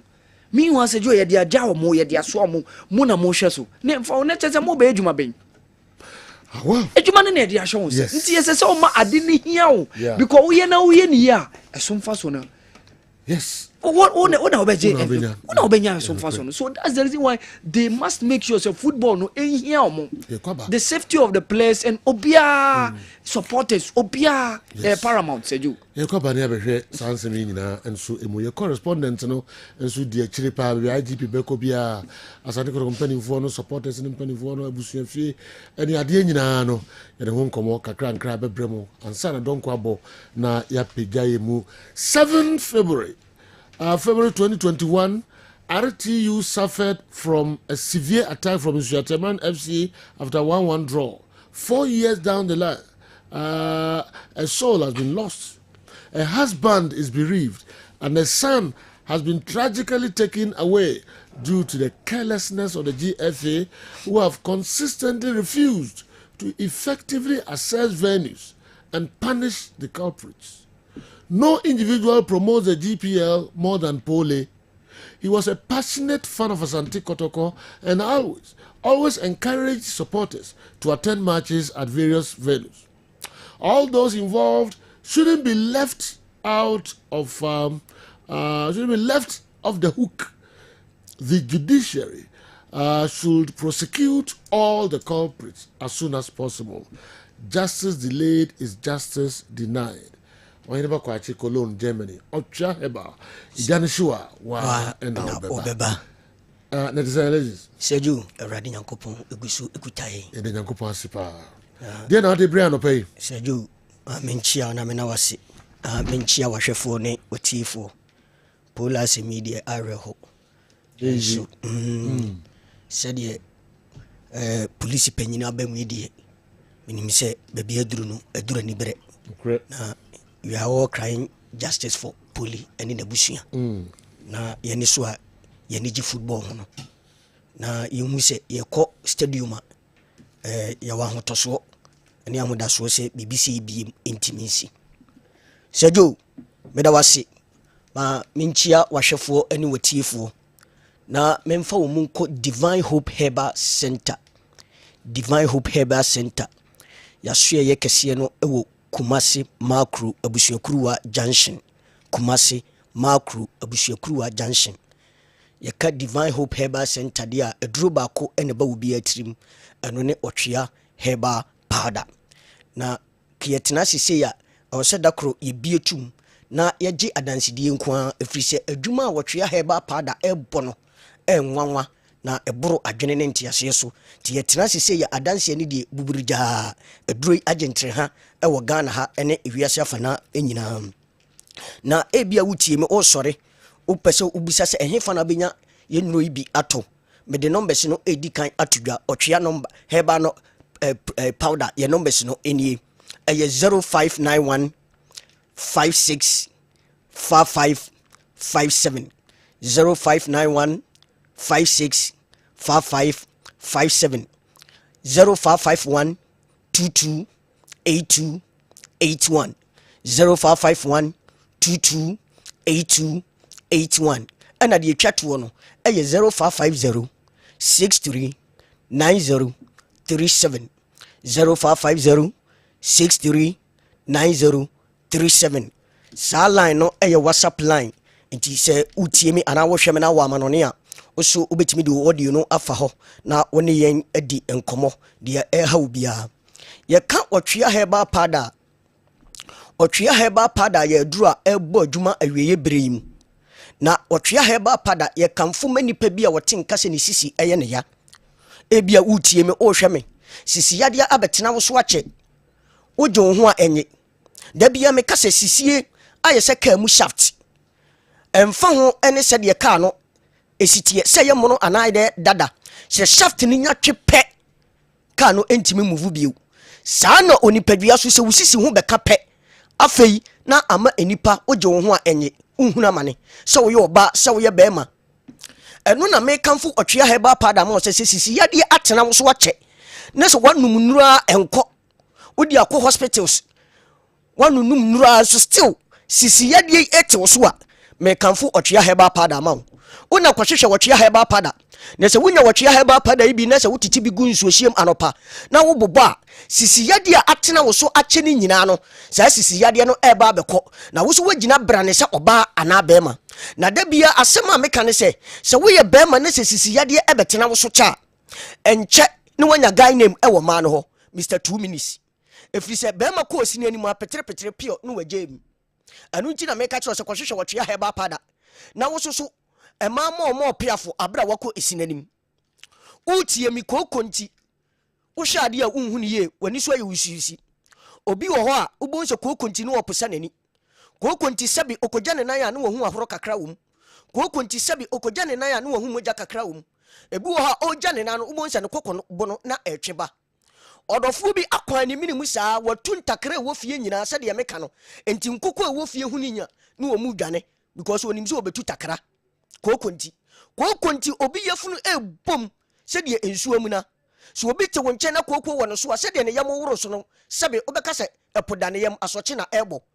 orofo una wo nsunsuanso bi a etise ya me ka cho se kwhwehwe wotwe herbal powder na se wonya wotwe herbal powder titi bi gu nsuohye mbobo a saa kokko yade na abetena wo so ni nyina amasabi ukogya wona na kokobo na etwe no wo pusa wani wo kwan wo minimu no wo yafunu egbomu no kokko yade ni nyina eba begyawo na wo so wagina brane se oba ana bema obi wo ho kokko nti wanuma duru a epegi a ontimi nya ne nan ne yamatim una me kanfo wotwe herbal powder ma wo se kwhwehwe wotwe herbal powder na titi bi gu nsuohye na bo na kokko yade a atena wo so ache ni nyina emfiri wo so na wo so gina brane na da bia asema me kan se wo ye bema na kokko yade betena wo so cha enche no wanya guy name e wo ma no ho Mr 2 minutes efiri so wono so ko osini anim apetere pio na wagemu kokko nti obi antwi ponso a nanim unhunu ye owro ne wedi a ofere efiri se kokko na gu ni nipadua mu nyina ona me kanfo otwe herbal powder amawo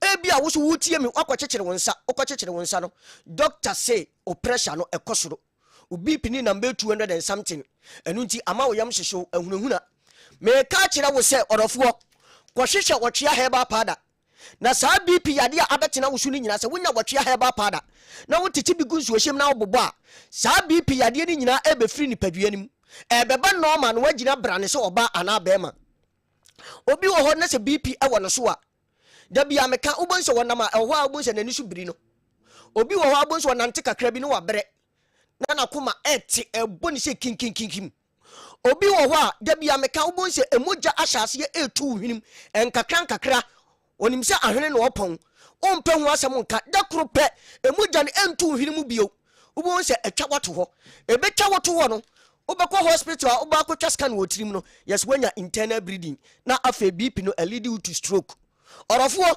enche mani nkotwa wonto wansa ana wakohwehwe wotwe herbal powder akiri kwan etwa woto wana wakohwehwe na unuma ho beto na nsoso bo ho ban free stroke no ho ansana adurisa mpempenso a etesa afa we oba na se bp yade betena wo so a orofo ema watenka etiko uhuni pakura na no ho yawahin enu nti oba bi se meni atenka enya atenka na wuni da bia meka kwahwehwe wotwe herbal powder o meba wabrem no ana wusisu ana wunya saa yade no wo wugitum se na watenka afedie saa yade betena wo so no ama watenka nyina ateko wasi mini lubido matenka ateko wona me kanfo otwe herbal powder ma se kwahwehwe bi na wunya bi na wutigu nsuohyem na wobobo a saa bp yade ni nyina no ebeba normal na wo so wagina brane se oba ana bema na dade yade me kan se wo ye bema na se bp yade betena wo so a da bia no wo twekora saafo no da bi omu na twekora se ne yiri kodware abuoi ne yiri ko awi abuoi ne yiri ko nsu abuoi ba bia ne yiri ko bia no no obo ne hwene efiri se bema abaye mre wo mpam na onim se die wontimi nya no wanya abrantie bi be yama no orofo kwhwehwe wotwea herbal powder na wunya bi tigu nsuohyem na abobo a bp na ewo osu ni nyina beba normal na wagina brane na wokosiri anim a watimi apem se bema da bia de meka ne se wotwea herbal powder esa wo yade no na ese ma extra energy bia ukosini anim a obetima apem se bema e bia o ka se wuso teme nka efiri sebe woto ase besi wunantu no entini bi sa ho etwew eye wo ya wotina se na se wo sole na wotu ahwe afe uda ubenya no bonso nsa ye titiriti unaya ye titiriti wanu num nuro okọ hospital oya labs okọ clinics nanso still na no de wuhu ana wuhu orofo kwahwehwe wotwe herbal powder so wunya wotwe herbal powder titibi gu nsuohyem bobo a saa entina sebe ye sa woto ase besi wunantu a etwew wonaya aye titiriti wonsa aye titiriti no ni nyina ebefiri ni padua ni mu akọ na wo so wagina brane se oba ana bema orofo bi tie me oya bema se sebe Johnson de ne se wo yi ni bema so wo Johnson a just wo chim kakra ansa na Johnson aba obi wa Johnson abon se Johnson bi akem obi wo ho a okoda acha 30 minutes bi obesore aba Johnson we e kire wo se odofo e bo wo nka ye se wo Johnson twa no o haw bi e ba ho Johnson twa no o haw bi ba ho tabia asema meka ne se tama yesua no se sebe Johnson de wo na se wo yi wo duro be ne se wo Johnson a ubon se wonu aba di wachi ya no o ma fans o Johnson of Kofi ubon se afa wu de wo Johnson expert wudin KOFI wi a wo de expert unu aba ni din enne wa wudi ya dance ye se o Johnson abesi wuna ase pe we e kire wo se o Johnson twa no o ha bi e ba ho orofo kɔhwehwɛ wɔtwe ahɛba pada wahu nsunsuansoɔ bi ɛte sɛ a tete bi gu nsuohyɛm na bobɔ na wo so wobɛgyina bra ne sɛ bɛrima afei bɛrima bi ɛtie me ɔkɔ adwaeɛ no wɔworɔ no ho a na da bia ɔbɔ bena ɔtwa adwo da bia deɛ meka ne sɛ ne maame nwui ne papa wui ne busuani bi anwui ɛdeɛ nti na ɔsu ɔnam mfie aduanan ne nyinaa ne sɛ ne bɛrima ɛsɛn n'anim no ayɛ kitikiti bi atwe kom ayɛ lengelenge ayɛ sɛ crayon ayɛ sɛ straw mfie aduanan nanso wɔne ne ba ɔwɔ 4 years yɛ ɛyɛ pɛ ɛno nti ɔworɔ no ho a na ato ne ne su ɔdɔfoɔ sɛ woahu nsunsuansoɔ bi ɛte sei na woyɛ bɛrima kɔhwehwɛ wɔtwea hɛba pada na sɛ wonya wɔtwea hɛba pada bi tete gu nsuohyɛm na woba bɛrima no atwea kom no nyinaa ɛbɛworɔ aba yirima na wagyina wo naa so sɛ bɛrima da bia meka sɛ ɔtwea hɛba pada ɛsa wo yadeɛ na ɛma wo extra na energy nti bɛrima no ɛtwe aba no na afei ɛma wo ahoɔden bi a wokɔ sire no mu a wobɛtumi apem sɛ bɛrima ɔdɔfoɔ bi soso ɔtie mi sɛsi a anaa wɔhwɛ mi sɛsi yi ɔkɔ hospital ɔkɔ check wo sugar level no yɛsɛ wo sugar level no ɛkɔ soro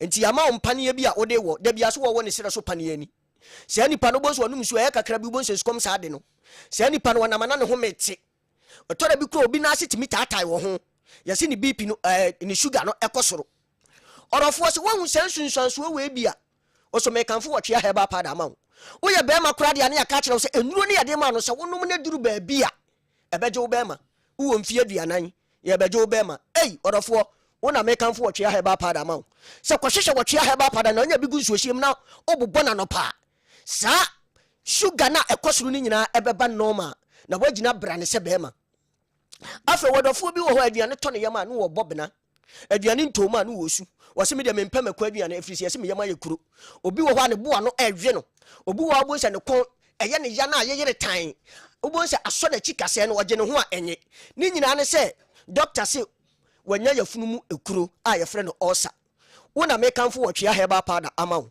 sɛ wɔkɔ hospital kɔ kyeke na doctor ka kyerɛ wo sɛ wo yɛfunu no ekura bam oboa no ekura ba hɔ a mekamfo ɔtwea hɛba pada ma wo sɛ kɔhwehwɛ wɔtwea hɛba pada na sɛ wonya bi te gu nsuohyɛm bobɔ a saa woyam a ayɛ kuro no nyinaa ɛba abɛgyaa wo na wo so woagyina bra ne sɛ bɛrima na da bia meka sɛ ɔsa ɛba bɛrima so a na sɛ ka wakyi kasɛɛ na ɛda hɔ no ɛyɛ wo spinal cord no a ɛma bɛrima bɛyɛ mmerɛ ɛwɔ mpam nti ɛnkyɛ na wo so ɛma no ma wo guy name Mr. 2 minutes wona mekamfo ɔtwea hɛba pada ama wo ɔtwea hɛba pada yɛaso ɛyɛ kɛseɛ no ɛwɔ makuro abusuakuruwa junction mankasimfoɔ ɛnkɔ Jeff Heba afei sunwanfoɔ ɛnkɔ ɛyɛ Cap Heba ɛni nimdeɛ FM ne nedi animu ɛdi animhwɛ saa so na ɛnkrafoɔ ɛnkɔ Kessben FM hɔ behind Vodafone office no ɛhɔ so ubenya bi ɛwɔ hɔ frɛ yɛ number no na ɛni yɛ ni nkɔmɔ ubenya bi da bia doctor say ɔbaa bia wɔ 7 gate na no na sɛ bɛrima utimi bie gate na ɛtɔ so nso na ubon sɛ ɔbaa no watwe ne mu na waka agye enti kɔhwehwɛ ɔtwea hɛba pada doctor sɛ ɔmfa kibi nka ho ɛma na moment sɛ mani nyinaa no kɔhwehwɛ ɔtwea hɛba pada yɛ numbers no ɛnie 0591 56 55 57 0591 56 55 57 0551 22 82 81 0551 22 82 81 and the chat one is 0550 63 90 37 0550 63 90 37 a WhatsApp line. Okay. Ochia heba pada si jane shiwa wa ena obeba seju alexedasi ochia heba mon friend numbers no na mo ne omo eni enkomo jane shiwa wa ena obeba. Yɛhwɛ mo messages no kakra sɛ sɛ ameka sɛ wokɔ asawase pay all hɔ ɛhɔ ɛna regional police command ne nyinaa panimfoɔ no nyinaa wɔ hɔ Kumasi Asante Kotoko supporters nyinaa wɔ hɔ ɔmo nyinaa no ɛtwɛn IGP bɛba bɛka ɔmo ho na ɔmo akɔkyea bereaved families no ne maame ɛna afei baabi a ne yere no na kyerɛ sɛ ho nsɛm pii yɛn nsɛnkyerɛfoɔ no ɛwɔ hɔ ɔmo de ho nsɛm bɛbrɛ mo pay all ho Kotoko supporters no mpanimfoɔ no nyinaa ne supporters ne bi regional police command IGP bɛka ho na ɔmo akɔ abusuafoɔ no hɔ nso akɔkyea ɔmo mpanimfoɔ aso asɛm no mu monyae ma ɔmo yɛnim sɛ kwan bia so nipa boni form ko di sanse hunu ni nyina no nsa beka omo na punishment bi o bia no enso ye de ama omo. Please, if we don't bar politicians and ESCO members from owning clubs or owning football clubs, this kind of hooliganism will continue.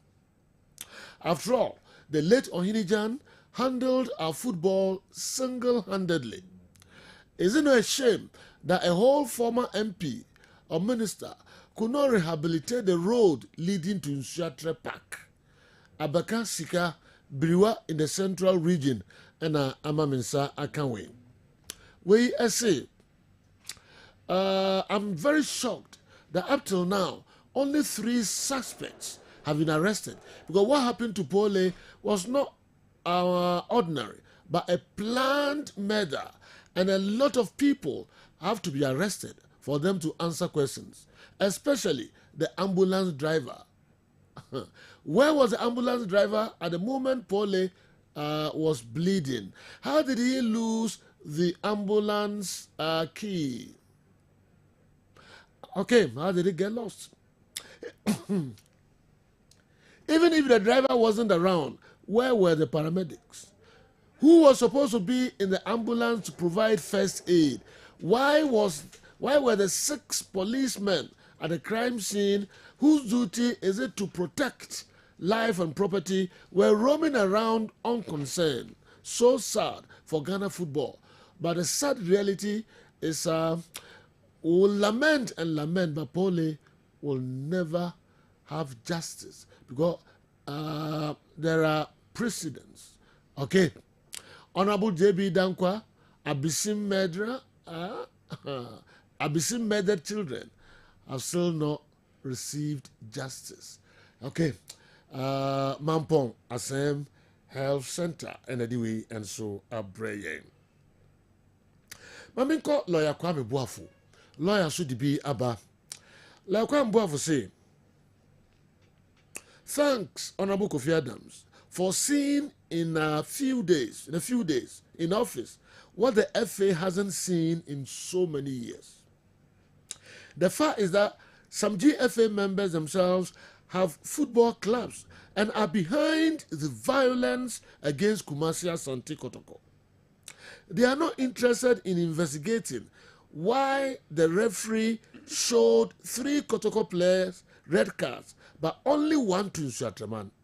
Who didn't see many Nsuatreman players hitting Kumasi Asante Kotoko players, including their number 42 player, throwing his legs to hit people. All the GFA could do was to remote control the referee to control the to continue the game.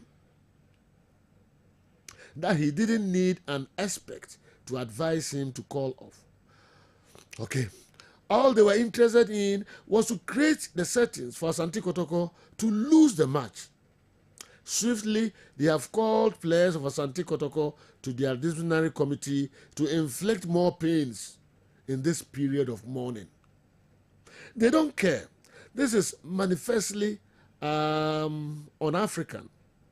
Their hatred for Kumasi Asante Kotoko knows no bounds. We know on whose heads the blood of Pole will be upon. Nana Pole, may your gentle soul rest in perfect peace. Lawyer Kwame Boafo, in a way, and so a brain. Lawyer ni abre efi fono so anopei papa. All right. Yeah, twaso. And again, I feel made him come on. It's not interesting. Yeah. Let me deal with lawyers' test. Or say for less than 2 weeks, Minister Crown office. Yeah. What Nasi analyzes the situation now who say Sakotoko Kwako bomb match. The Bruno regional. Omu here say beef up the security. Because anytime be on Bekosa areas no teams na on tata in less than 2 weeks. But this FA has been in office for 6 years or more. And you know that is a big issue. As some you bet me I stand because there are other clubs and so on. The last time I saw Bemiani Gold Stars too complaining. So I'm so baby and better. But this one, you bet me a examples of Kotoko visit to those areas time and again. That is said the America say. So offer Doma Eyepepre. Mekai the last time was Dasobre. The last time was Prosper Nete Ogum. The last time you in Chelsea Barcelona. And no Aquakoda. I'm saying that way back in 2013, Kotoko Nyaomo fair share Brekum. This season, if it's such a Brekum for no, say, Oman Timian taking good care of referee no after the game against Kumasi Asante Kotoko. So Obe Sunyania story ne or Ewo Kotoko side any different. So Obe Swatra story ne or Ewo Kotoko side any different. Now you know also can Swatra na Oka Sunyania Bomudia. Then other clubs have really suffered. I can't reach you. I reach you both Sunyani and in Swatre. Yakatamali City. Now you can't reference in Swatre for ne vim woman general. Sa reference no. I can't get to being common to one another once here though. Still I win see it. There be a games in it to us. So Kote Chimana Kotoko nya omo fair share. And so ewo being a fan, being a player, and the whole setup as well. And I'm saying that within a short time, the minister designate has been able to identify all these issues. But the people in the helm of our affairs, I'm here football, so no, you know, they are not interested. Say, omo petmas no mas no ma say. Area had a beer match Kosowa. You know, entokwesi ya bunkrofo. You prepare and the videos are there. Master Hansen was chased at the Sudan Coronation Park. Now, my can referee for the diano. You just good referees for Nazo. Look at Kamara versus Opia, or you're part of the technical team. I was what remind. Now, you know, look at this. Do you call this football? This is not football. This is not football. We're a stone age. And you see what park and so on. But you know what? He was allowed to go scot-free. And you know what? I said it yesterday. Say, Abranti, someone say a friend could. As a must show several times. Oni. Yeah. Okay. Yes. It is no kudus. It is no we. Na hwe Kamara say enye football. No mbi no hia wa abonten a we. Ene Kamara betam na ko wi ma to na twene. Na obetimi na no de kube no ball no anyina ho. So what you say? Or the kube na ball. Kube pa. Okay. Kube pa. Yes. So they say na ebi so pam wo. Yes. Football. Kube na the ball. So the ball na go gina ho. Na udwa na ere. Yes, enti you know we enye football and Kamara de ne be kosoro sei. No atam na to no. Udwa na ere kudus. Udwa na ere. This guy should be arrested. That is the point I'm making. You know, now what you're but more identified easily. Yes, only why all stars here. Juma. Okay. Yes. Na otisunai. Yes. And all cause man. Yes. That's what you easily. Where assault. Exactly. I was so much time content. Now you know, and some see your park. Apart from Ono, what they young apart from Ono, Obio Dina Park, Libya, no Kwani Obio free outside the walk. Our audience, Nipan A players, in the dinner park. So, any other team officials, but apart from Ono, no official in a bar park and so or Babaye player BBR. Into the other officials wanted sanity to prevail into no mobile park and so on. No more person the beer to dinner football near to us, but he's the only person. Or not the Papa assault to player on the football play. That if the name no. Yes. And you saw say some of them are shielding him. Who said Kamara Ebechin? Yes. No, will be a white edge. Those things are very normal over there. It is very normal. Referees almost really Abibo. Abib. Almost two or more Babayana. No. Almost more courts is yeah. Oh yeah. We need the difference. Yeah. I'm glad there's someone who go. Yes. Yes. It is general. Omo park now wants sanity to prevail. He is the only person who was attacking a player, and this man is walking freely. No, obi on the number wada say go hwim ne number be you know we kura de na pa o se ye chene first year we ball na course ni nipa na ko se ye chene stadium number 1 e akwa we because the situation or his incident was so clear, it was crystal. Into only the first person ko se ye so 100 ko se ball ni ye ball ni apese ye ball ni ko ye ni apese sa na ye money su park so ni jaya you know because we so timi ko attack player je so betimi akwa attack referee.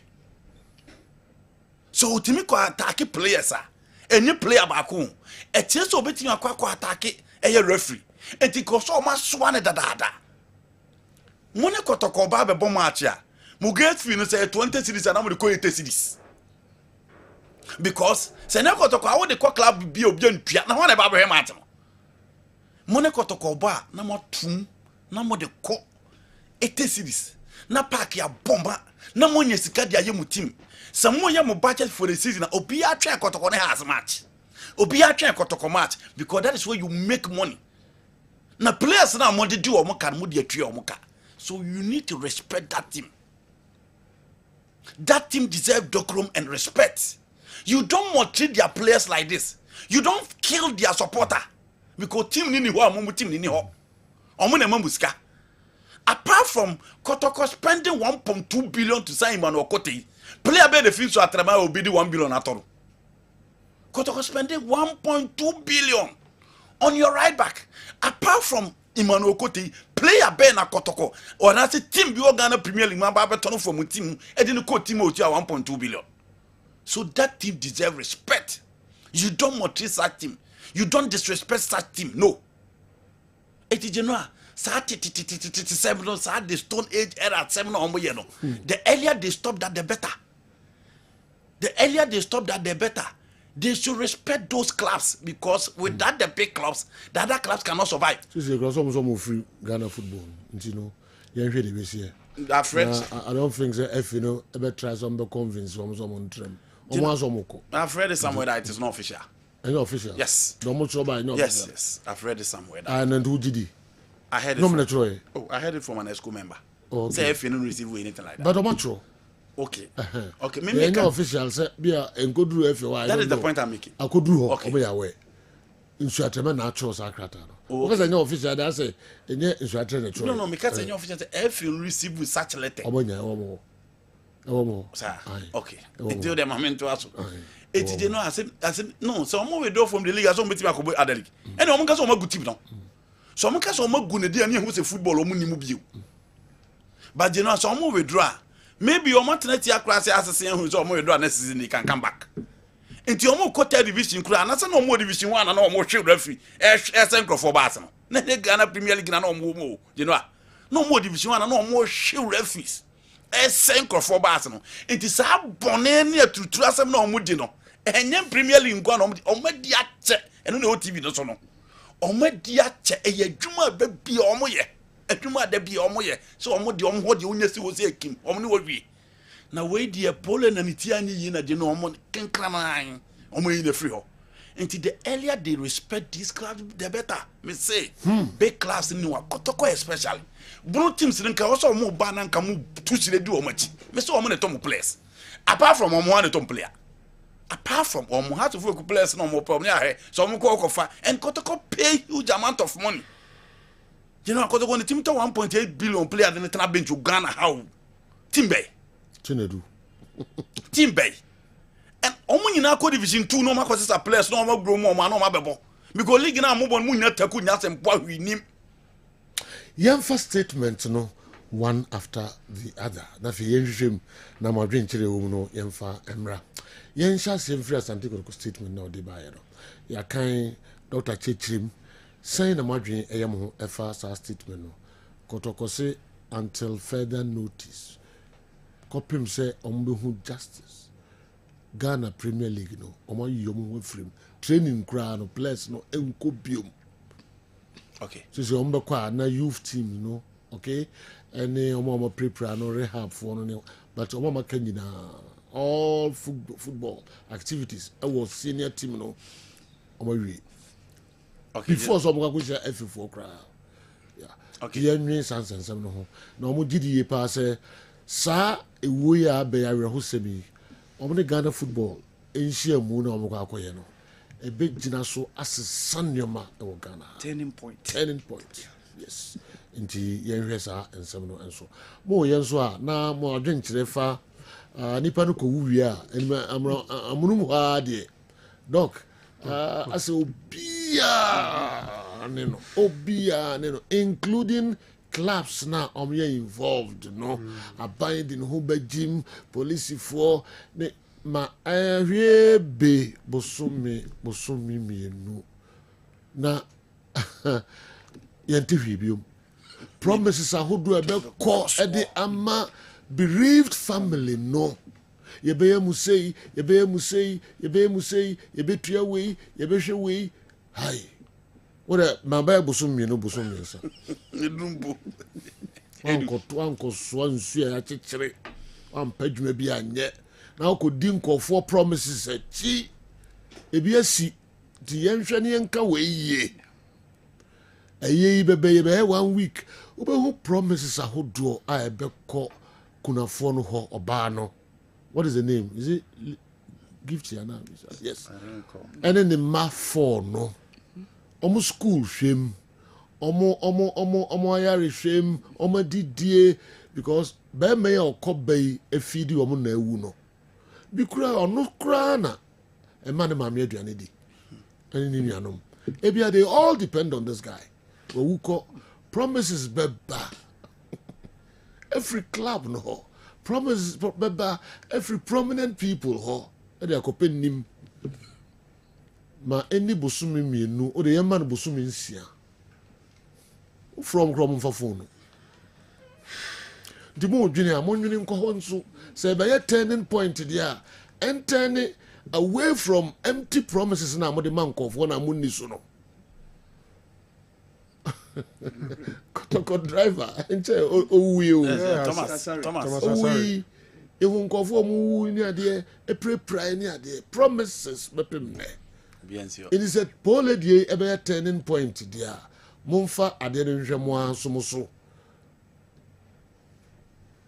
me gya ma mo me de me se me te ho keke na ama mo general enti mo discussions no momfa we na nsa na aba other statement no so aka mamenka kakra mi fa baby awi na membra statement okay they didn't kind no you see nipa to say ya areho ne ade no ya na wo so ka branti ya mo de tubo nani yeah senye safuduku na aso asemi mu akonye sika boom no kwa se be ye benye sika na fira ban ho he promises e call branti send of them circles for no so mo ko duru be mo so ha adwen afi ofre mo na obi ofa na kwa me dan kwa mo ni ade no obi akopɛ ni baby try safuduku no ankasa de ne pɛ etua medical fees kwaje report police report file he basically pre-financed everything including giving him pocket money yes ya safuduku nya menhira na mse ne bia ne bone a oye no wase ne so yeah but we there safo ya de o odokotokotuma he's too passionate about it no oye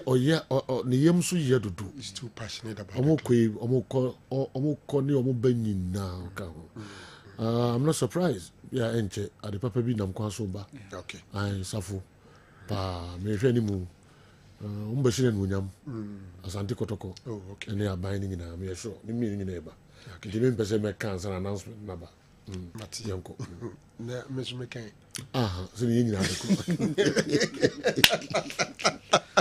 de general the program ni esre was watching every Sunday tension sir you see general no crow aye na ba foforo sei no ye be hye bo akeka nsem bebre hwetere pansam no biako I think the best thing is as early as possible on be creative fund you see assembly ba say na reho no ne ade na obi attention obi ade towards say ye pay justice and we believe other aspects of the whole thing unattended to me feel say animanimu ye too early yet but by the week near the other money na say fund bi ne ebebo na ebia donations and go into it and krankra bi afato no so obeya obejai it is abre ya e kan nipa akoma ene sa de no say ye donations no e di good fund ni mu na yetimi di pagutry nkrama akoma kunum oba ka ho nsia de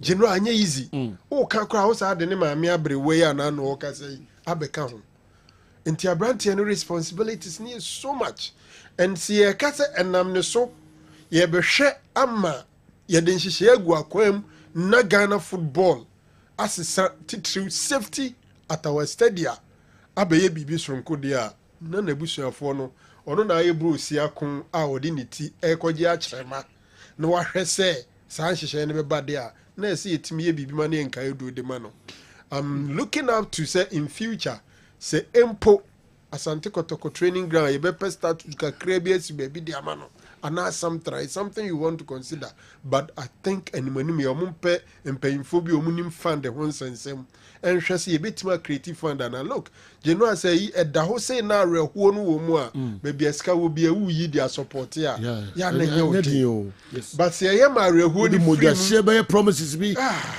so ya penim afi bedru ho no na ni tua wo friend kwa wo mu ya amfa nti anybody mu ye they should look at that. We are not the free one, Makona. We know as a FICRA in Hujim. Of course. Yes. So transfer no endowment for whatever. GFA Foundation. Yes, foundation. Yes. The GFA Foundation should attend to the family. Yeah. Very important. What I'm here to see is a prominent football fan like this, or benefiting from the GFA Foundation. In such a situation, it's the right time, the relevance of this GFA Foundation. I think those are the areas in trying to ensure say one family no street guys. Justice the Yajadama police in the Kotoko companion for all the other stakeholders. Now back to the Kotoko statement. Okay. The management and the fans are on one page. In Tubetumaka say the institution Asante Kotoko feels that the SCN say justice. Oman pressing home my nyam justice ahwia na ne man ko eni kroma ye examples of nkrofo asabi omahwe mu nkwana nko sihwe yenim eye eho MP a yewura ni fie kotwe sika wo no bepem ne ekunko hono ma ne ade a but this one it's somebody who belongs to look general say ofa Ghana population now say even a 33 million anya ye kra 1/3 of that population Kotoko fans. Yeah. Anye ye cry. Yeah. Let's assume say roughly 1/3 MP football team bia. The other 2/3 no belong to Kotoko has and probably others no kromu wa ha na musa wa. Enti it is adia esia ashi na we has fans cry na yo mu ya mo. Sure. Until more than 50% of the population are so down and are so mad at what has happened. Indeed, Kotoko stand na mayen omo ya they are pressing home no mo they are chere and okwasem omani abre say the periphery yo ye adwuma. But along the line they would have to review their stand because justice na ye can general enya sometimes it can take a longer period. Sometimes the most important thing say aposi phone kotenai omugusu yi omadwuma and 10 time ya fast track ama niam ekode ekwakodru na football players na omuso omunye training no na ni baby kakra na hwehwe maso kakra we are on hold maybe so before some decide some beba no na omamo time ndi bi ombeba be in a month or two so it depends on them. Yeah, it depends on them. And as mind you, review whatever they've done. And no make can say depending on how Niema Besia progresses. Yes. For example, Thursday omuko meeting na ene enkomo mbeti dampare ni omu meeting enkomo omu beti any evidence ebetwa so ni police ye no along the line they may want to review it. But then manimu idea I even think say it's also a sign of respect to Nipana wa training kwani nebushia say they are putting everything on hold. Okay. Any supporters no. Any supporters no. Respected supporters. Respected support. It's a sign of respect also to the supporters. Yes. And the fact that team no nye different from mo ye nemu na enya se say ya yenso egitum. Ni ma me do you know say the hand pass football ne ebo a obi pra ne yi na beto nche ne eto aso ke wana hunto ni yanza ontia se munyira mudi agro no obi epra ne yi na to nche mo nto aso so enti kobenya basa aje se hwe ni wie enti I think along the line they may want to review it, but at the end of the day so you footballer na yesi team no traini na ususu be di adade a ne wa ujejereje o because in football training in team training there could be individual trainings and all that. Otherwise ubeba look general ye big team aka kwesi die team Asante Kotoko enwu ombesa babaka bebu football no disrespect to anybody. After May 9th 127 fans lost their life yegusubo football until at the end of the day bebu football May 9th ye committee ye niema ye nhihye along the line you say fee the white paper to so the white paper to so ye bibia ya to niema ni fagu na ye de pe ye yire fi kura say May 9th BC 201 yes okay enti ye ba na be hwe other statement no so bi na Andy ni our will be first statement no ho a na fe yenko WhatsApp videos no na mbese minya time ma ahwefone atifo na fe yomo so de omo de aba WhatsApp videos mo nya ne ready ma me ba ho sisi statements will be kan ho a na nya ko other statement no ya send for no so edi akiri pa regional police command Asante Kotoko company for na fe IGP and in pending for omo ebe ko bereaved families no eho de be ko bia so ye de ho report be bremo Andy okay you know medical ka say the Kotoko statement no the best statement I heard from Kotoko for a long time ni nyina ne say nansan ya no mada also omo e show say Kotoko no ya unhu ya na akwa ya F4 no manipulative system na nti omo ntimi and show the weight of Kotoko na ye piece ye hu no, and it is something I had discussed for the last few months. A didn't name my young the weight of Kotoko and how to folk your football him no. Clearly Kotoko is seeking for justice, and justice of two folds. One, Kotoko for na nkasa nye happy with the charges I have for them man who plays no on the field of play. And lawyer Boafo had read that concern. Say I didn't know when you may see your park is na 2 red cards, 1 for Nswatreman. And again, who had charges some of the man a place na Kotoko team no any happy with the charges. But say the F in the account. Into this charges na any part 10. Yeah. Kotoko 4, Nswatre 6. Yes. Yeah. And yes. Charge you yes. And no Steven Diu Nswatreman. Okay. F charge no. Diu. All right. Mohammed Kamara Asante Kotoko. Justice Blair Asante Kotoko. Frank Dongbali. Nswatreman. Abdul Rahman Mohammed. Nswatreman. Walid Nema Fuseni. Nswatreman. Galbani. Onel. Ndongani Samba. Kumasi Asante Kotoko. Andrew Intim Manu Asante Kotoko. Mohammed Isaka Nswatreman. And Eric Osei Bonsu Nswatreman. Ominano Efe Achaji Omo. Now, it is alleged that these players engaged in unsporting behavior during the Ghana Premier League match, the 19th fixture between Nswatreman FC and Asante Kotoko, played on February 2nd, 2025 at the Nana Krumansa Park. They have until Wednesday, that is Ochina, February 5th, 2025, to respond to the charges. China, last year, China, respond. I charge you, sporting behavior. Respond of the we. I charge you, I can't come home. You heard on Becca. You know, almost from to respond being ya. Yes, say, I was able to do no way and on corresponded to Gundiana. Ah, the Gundiana, yes, answer. If any be panic, no. Okay, mom hearing. Yes. Okay. I'm not charge you into more responding to the charge, okay? For unsporting behavior. Some of your videos, and if I want to yebra, and the last day in your china, okay, Matthias, one farmer, finna punishment in the Matthias, a court as a woody for Cribby down. Okay, so that is in Tikotoko is seeking for justice. Again, you know, how you process in terms of a judicial process now. It is being fair and fair.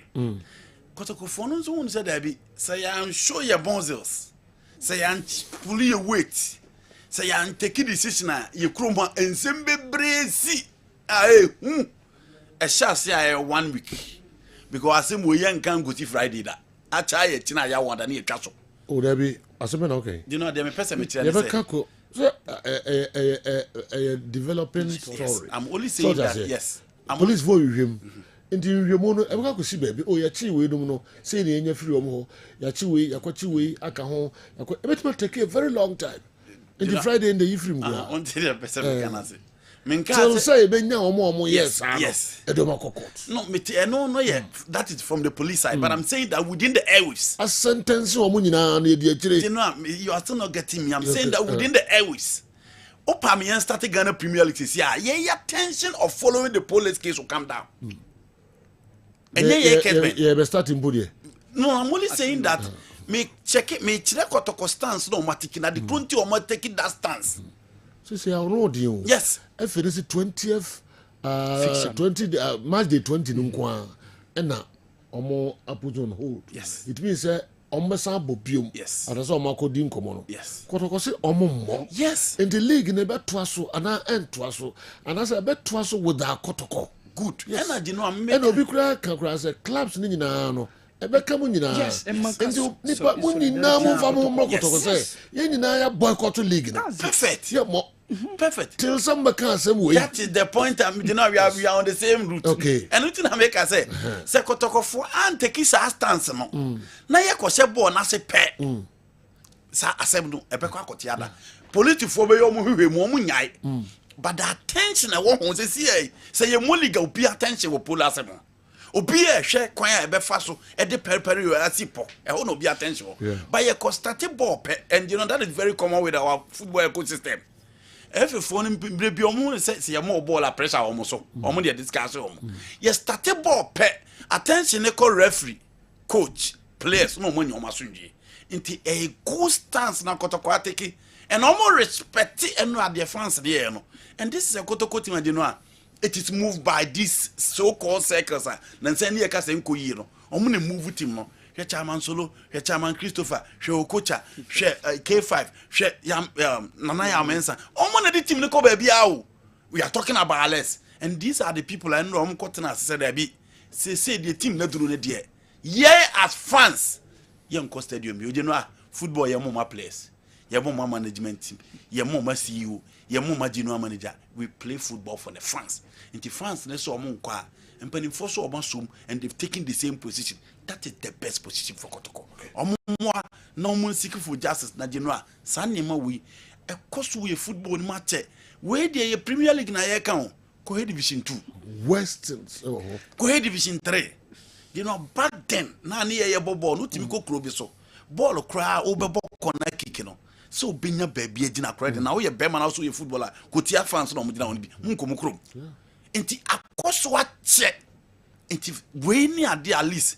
You know, Europe ni baby abona ye camera de no. E nipa ba ko ene sorry gina e boss man ruling e nipa ba ko. Ene sorry gina ye World Cup e Julius Remate na sorry gina se ye babo World Cup. Baby obi nipa ba ko ni ogina. Say ni enya na yebo na ye. Until this time it is the turn of Pole. Yenimsa busianfo best of but as he said he's the hero. Finally, see timi you so be to deter to other clubs. Next time see team be ko akobo match fans will be very careful. Wow. Obia Dinwajim, including the Honorable Minister for Sports and Recreation, Kofi Adams, and some on the abano. You now say free ne kwe obeyen share. Asante Kotoko eko bonome bia obe tight security no around the team. If say what say who said they cost so no enya de papa rebia Kotoko beko area ho bia news are otino pleasant. Na menko awam na me ba mefa mo videos na mo de aba no so kakra na yakọ other statements no na de cost so abontin na so de abremo. Lawyer said it right, Joe. The timing of the Asante Kotoko player ban seemed very heartless. This is not a minor case, but it looks like those in Accra are taking this for granted. We are in a highly volatile situation. The football authorities must really be measured in how they deal with Asante Kotoko issues henceforth. the referee needs to be invited by the police as well. Had Kamara died from the knock, what will this referee have done? Happily flashing red cards to Kotoko players? Joe, whatever punishment the former MP and minister must include him financially, taking care of the widow and kids for the next 10 years at least. FA must contribute to Lavency. Ejuma wura no ankasa the message we and so abrayen. All right. Yakwaba na ya behwe others no and so. Hey, darling, Professor Darling. Anyway, every American mem and about Prof. That is like, no, I can't say good morning today for there's nothing good this morning. Anyway, a lot have been said and being discussed, but I'll give this free suggestion to the FA and our clubs. I think this has shown us where the rapid response of the ambulances we have in our centres are in times of need. Buying these rotten buses for clubs must be stopped. And instead, the GFA, well-trained rapid response, 18 well-equipped ambulances should be purchased for all the centres. Also, a big club like Asante Kotoko should have qualified doctors in their ambulance that follow Kotoko's convoy to give first aid and save lives in times of emergency. Kotoko lost a driver in a road accident, and now this poorly incident. I think we could save some lives in the future. Professor Darlington, when they do it free America, and so Abreye. Instead of saying, but to so our basis here, if you don't complain, is come from to ambulances, and my clubs, no, and also I drink, no, Kumasi Asante Kotoko etu kwaya. As a medical team, no, also omunya ambulance, ana. Yes, I be follow team, no. I think there should be a qualified doctor. Ambulance. Ambulance, I be did Kotokwechi. Now Kotoko, I said doctors come on. Minimal the stadium, other doctors, oh. On medical team, said doctor. Bench. Chumesi. Be why Oko away matches. Be why no bench, but there should be a medical personnel at the bench. At the bench. Our situations will make me handle in future. Normally, I know more attention. Parking also. What I say. Yeah. When you see a number on a Kosovo parking, they did not even want the players and those guys to know. In such situation, say even a medical doctor cried bench, it could be difficult. Wow. You don't want to be in such a way that stadium around any final basin. Say Europe, it will see fans no. Medical team no run it to the fans. Of course. Play near best stop even though fan pro and Arabia and now try. Medical team for no be run it to the place. Referee when it's all stop game no. My attended to the fan no was stand no. Yeah, Fiorentina game BBC. Yes, and Sana. Also, we say no be an ambulance. Yeah. Ambulance in baby, senior baby incident in sea prano. Yeah. And at the nature of the stadium, ambulance in access to drive. Unlike Baba Yara, fans at Tatam track and so on. Ambulance in bit me running within the stadium over. But now we can run it to the place. If you come to me, I'll let you go to the medical team, no. Ma almost on free bench, honum and cover be an apollo. None possible.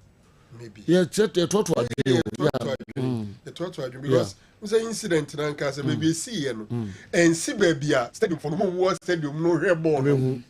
You like what baby also Prajan be you too.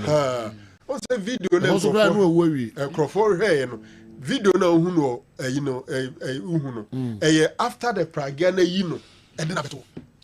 So where the stabbing occurred, no, because maybe a video na you na or down close to the ambulance.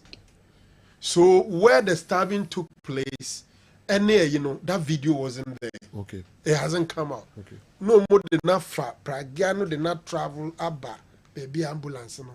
Baby and then PMP ambulance no. Me feel said the suggestion should be say ambulance in muno. There should be qualified personnel to give emergency services. So who's a fool? There's ambulance gonna be woman, a bit mama first aid. There's ambulance bear type bear. Because Assembly any show who sham rapid. To be GDA pass a pole, who see ye be faso ama kind I turning points. Ama never be brave assessor. Oh, your football. Because stadium no, the safety officer as ambulance in the background ko inspect ambulance and say ambulance na nkasa no condition na then man the woman in case of emergency as ambulance nya easy access around the stadium. Okay. Sergio, what was just running through my mind say then time sa kudus no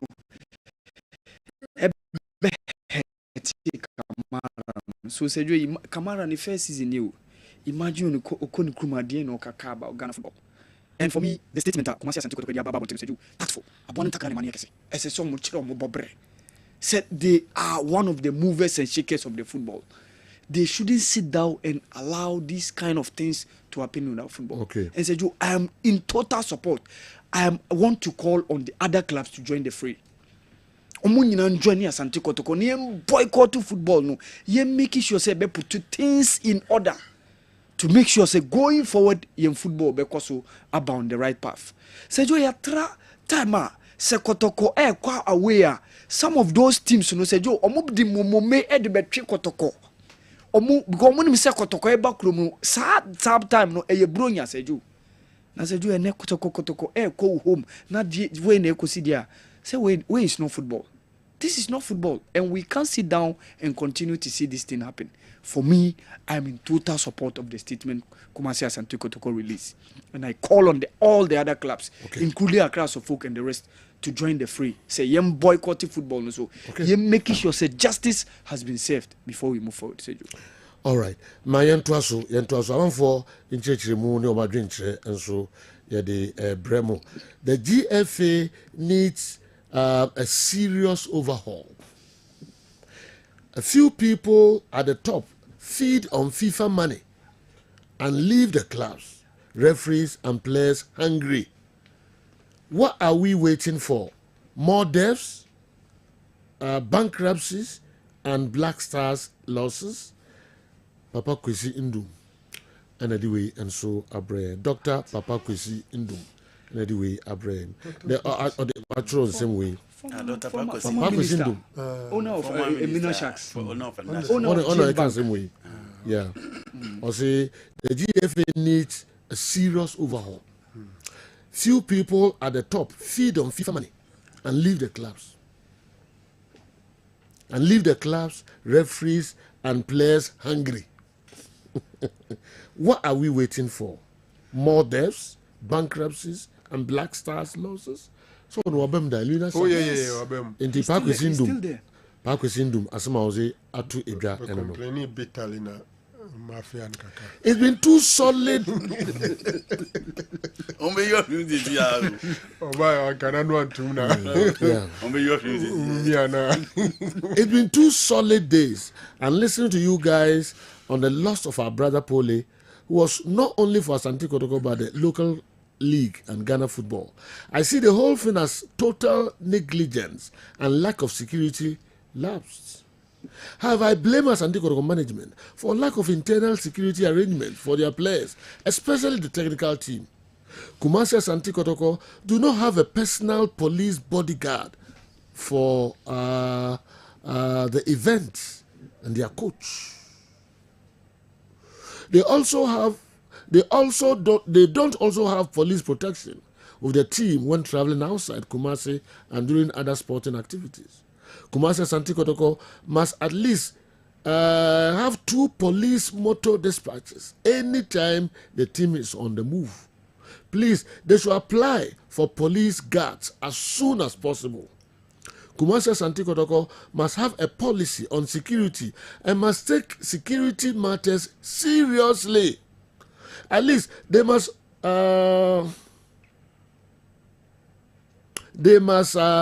have an advanced team to aid the action activities.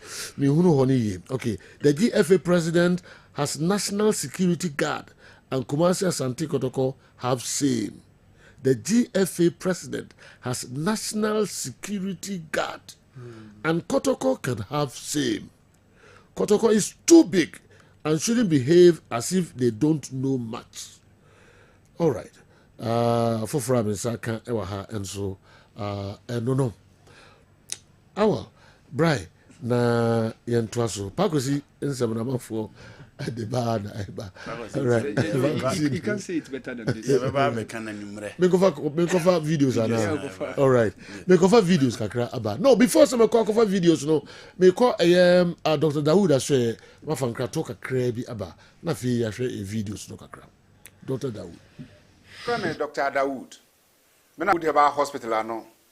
Na enam meso enane Dawood ointment. Dawood 360 capsules wodwa manso a ene obi adi hu adanse. Na duwe edutwem Dawood ointment. Dawood ointment o se fatwi na ebeko. Ofa Dawood 360 capsules o se sisi na ade wom. Na drom yenu we adwuma bom. Obi a osisi ye o yapa. The obey ne say, o the Dawood ointment no etwitwe osisi na anopa ene anwumre a. Nansa bia no na odi bia bo asawa obetimi de atua. Udware wi a fa Dawood ointment. O de te ne fa sra. Ta bre kro na no na wonom Dawood 360 capsules no anopa ene anwumre. Na danse ye na ba amane o de enkone enkotu ya danse ni bi. Dawood ointment. Edrowe me straighten and well done. The toda me po djuma na me honam nyina me ye me ho bibi enye ba se minya sa Dawood ointment we na me twitwi a na no paso minya Dawood 360 na me no mo a ese kwa re me ye adwuma kra se kane no te do we de edi masema ma no be di so asema ma ye electrician na ye adwuma ekofia ye ntimi na Dawood ointment so ye adwuma na obra okodru fia fa twitwi ade be che no na ho aye den Dawood ointment fa twi keke na ebeko lua me yusu mama hode pa ma metimi gba odwuma bibi e kama e ma me ye Dawood 360 capsules and a Dawood ointment o me mene we no na do we no so twitwi wa aposo e be ma ya oni nyina afiri o ma de che otumi be gba odwuma Dawood ointment fa twi na ebeko da bia amafo company da wo ka musa akọ spreader mi secret na nu ani ebudo na ani Dawood ointment ene papa mi sole anopa mi di twitwi mi sisi achi mi babia he mentebre secret ni nie ti so person ti say me a we use Dawood ointment. That's the secret of my taxi driving.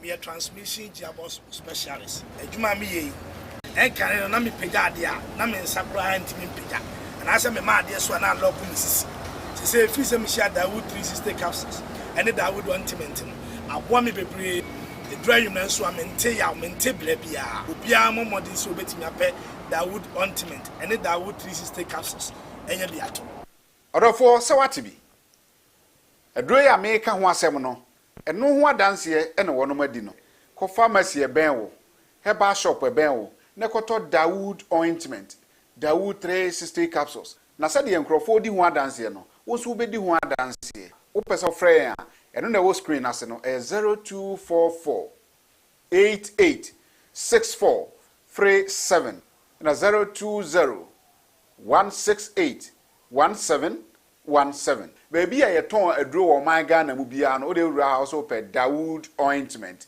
and Dawood 360 capsules.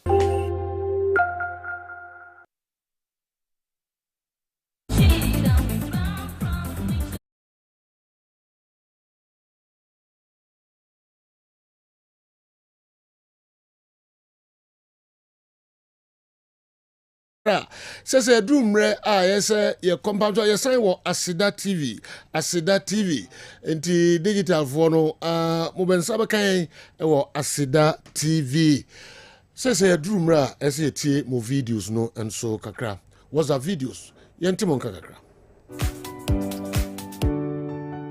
yo icha no abeja for ni na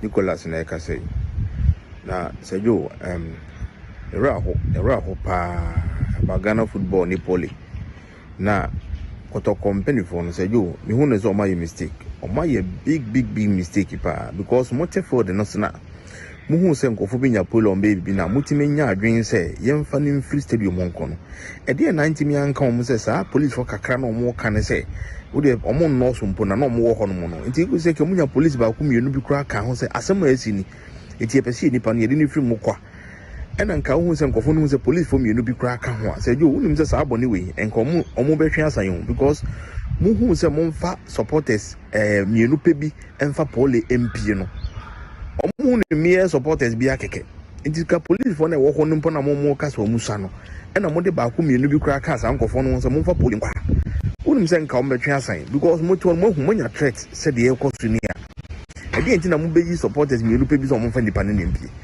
afin so sa board no mo mark accreditation for stadiums na ye de bo premier this is the time mo do mo na esi form we so mo form na esi form and benefit so on Sawaria no to plate it is a stadium na nya befitting for Premier League any kwase mo accreditation the stadiums bi o mo de a whole Premier League stadium the whole Premier League stadium o ko hwebo ko esi akwa yam sisi esi amo sala de bring back the love and no kwa wasem na mo de mo ka but enko protest bi a won yam eno muntimi ni security ayi bia se obi ko stadium se kan se no ho etu se no ho obi na otimi search wo bia de munya no se mo de gate fee ya gate fee na no ano no na moko Sejo are ho ya munka mo Sejo good morning ko kudu ya sempraso Sejo ya de basene djuma pa de bia mudi mai I say GF na take legal action against case ne si o ye nso atre no ya da masini na mo mutu ya se so amuntu nkosi awiye ni who the sanity in the Ghana football. Men ko yese ni ani ade bia na mo jato. Yes ram. Chelsea so ma ya de say ndam to nya come back ma ni hia points in the yard. Me bra me touch am nyina. Good morning. You a bit of fun, okay. You said, as some Kessben palace or Ghana football. You say football and catch no more if I saw better palace. Negligence, you can say that's why it will come back. You be a meeting me, Brahma, and Chessica, the corner, or football, a dear bear pan, or football, marry more, Negligence, can bear the dash. If I should be a bear, there was you beat me, your true diagram, a Desica, the same. More back and possible. More possible. Or maybe in a football Premier League, a match I know more. Starting match and I may have Park Baby. Park it and town we near about Premier League also. Ghana Premier League, a ball of Park it and town.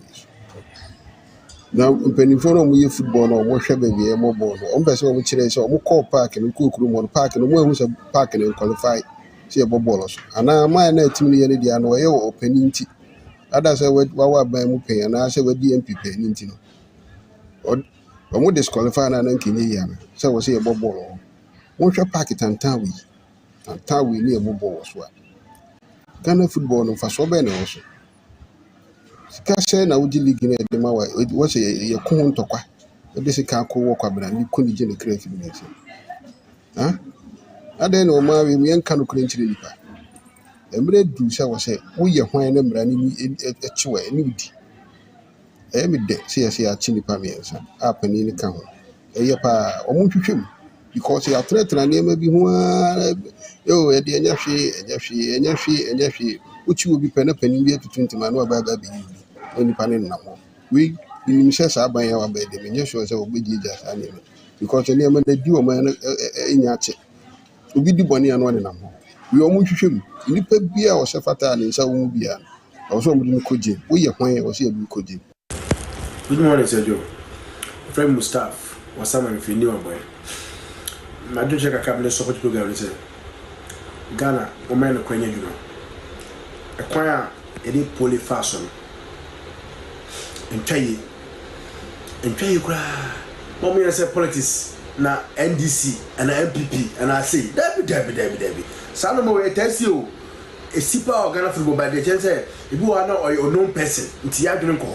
What I say. Or no person as will be our union popular until secret I forget it. We say, and you say, you are sabi a way pulling the way you be a sabi enimina. Okay, and once I'm very different.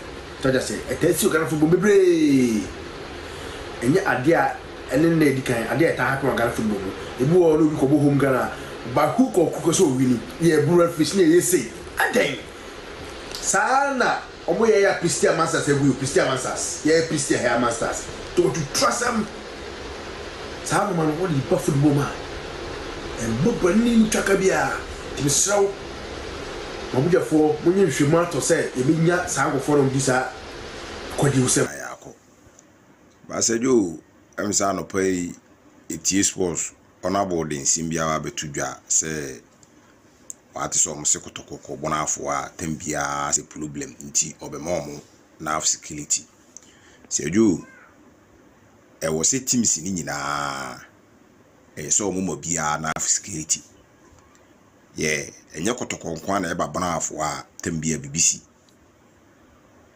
bona afo aso teams no ekọ Kumasi a eno so at times ya BBC sa because maybe yete se o mo se berekuncha si player omobo no man ye den itwae berekuncha si ko Kumasi ye tutu ma ne bo obi ani enti ye teams ni nyina na ye se omomo na security ena ni esi ye no se jo ya pa ena se jo mi problem biem me pese mi bisa ne se pole oka Kotoko management ho ana se oye Kotoko supporter because tam bia ase ma hwe Kotoko videos bia se omoko ba bibia no at times no ubo se na pole bass na ekuwura paka ase pole ekobase no ho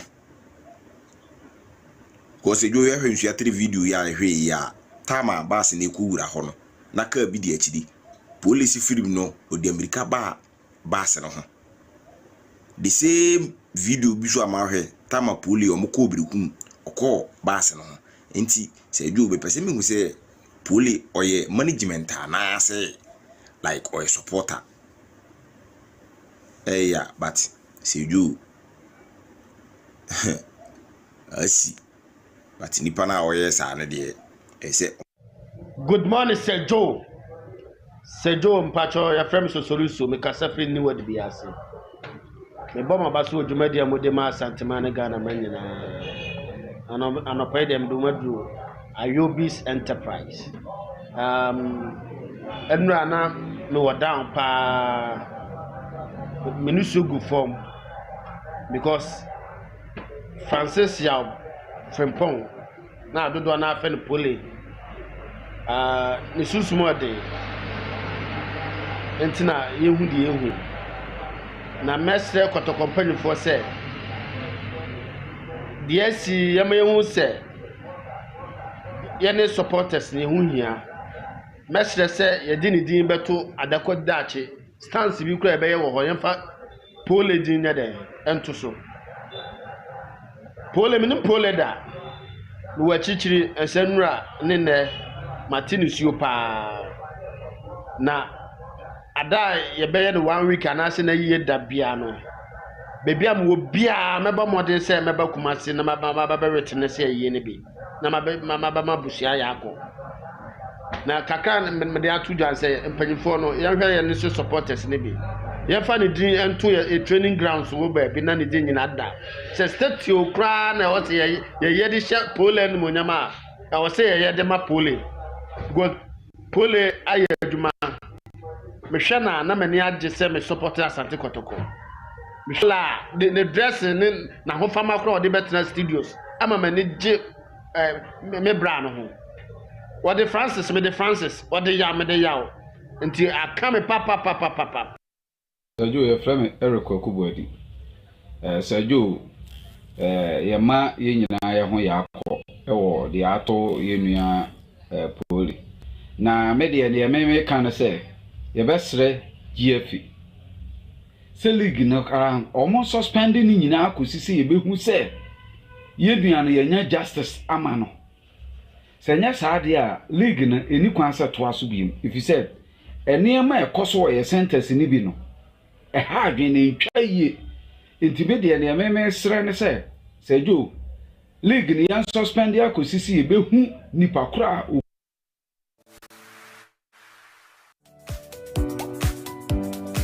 Okay, yensama mu nyinaa akwa babiom.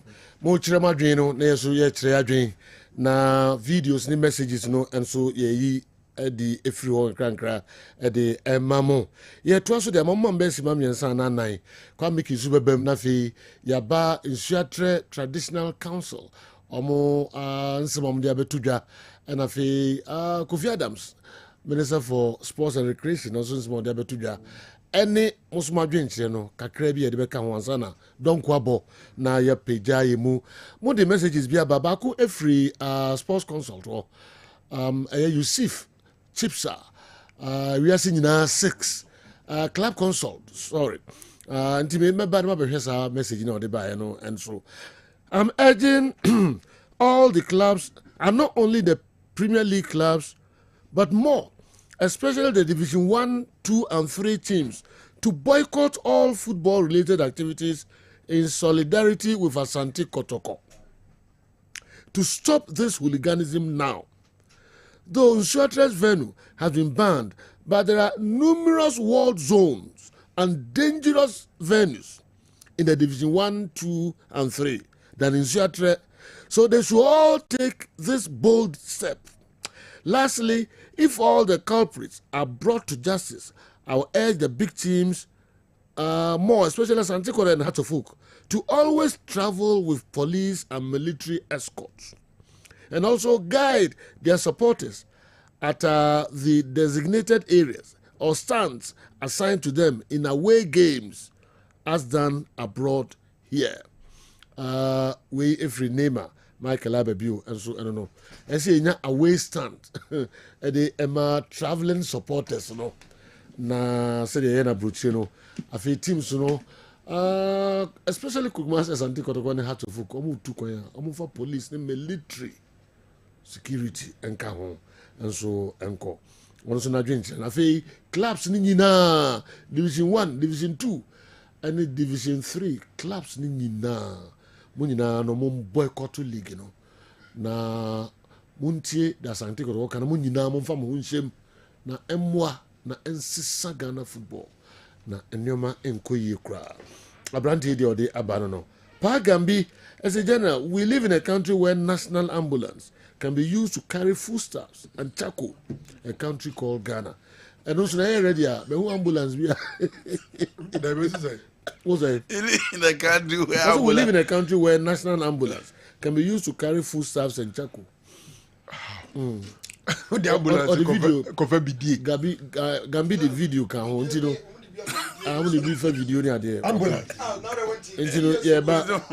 you almost so many cotton couldn't advantage in the back never and also they no emergency situation.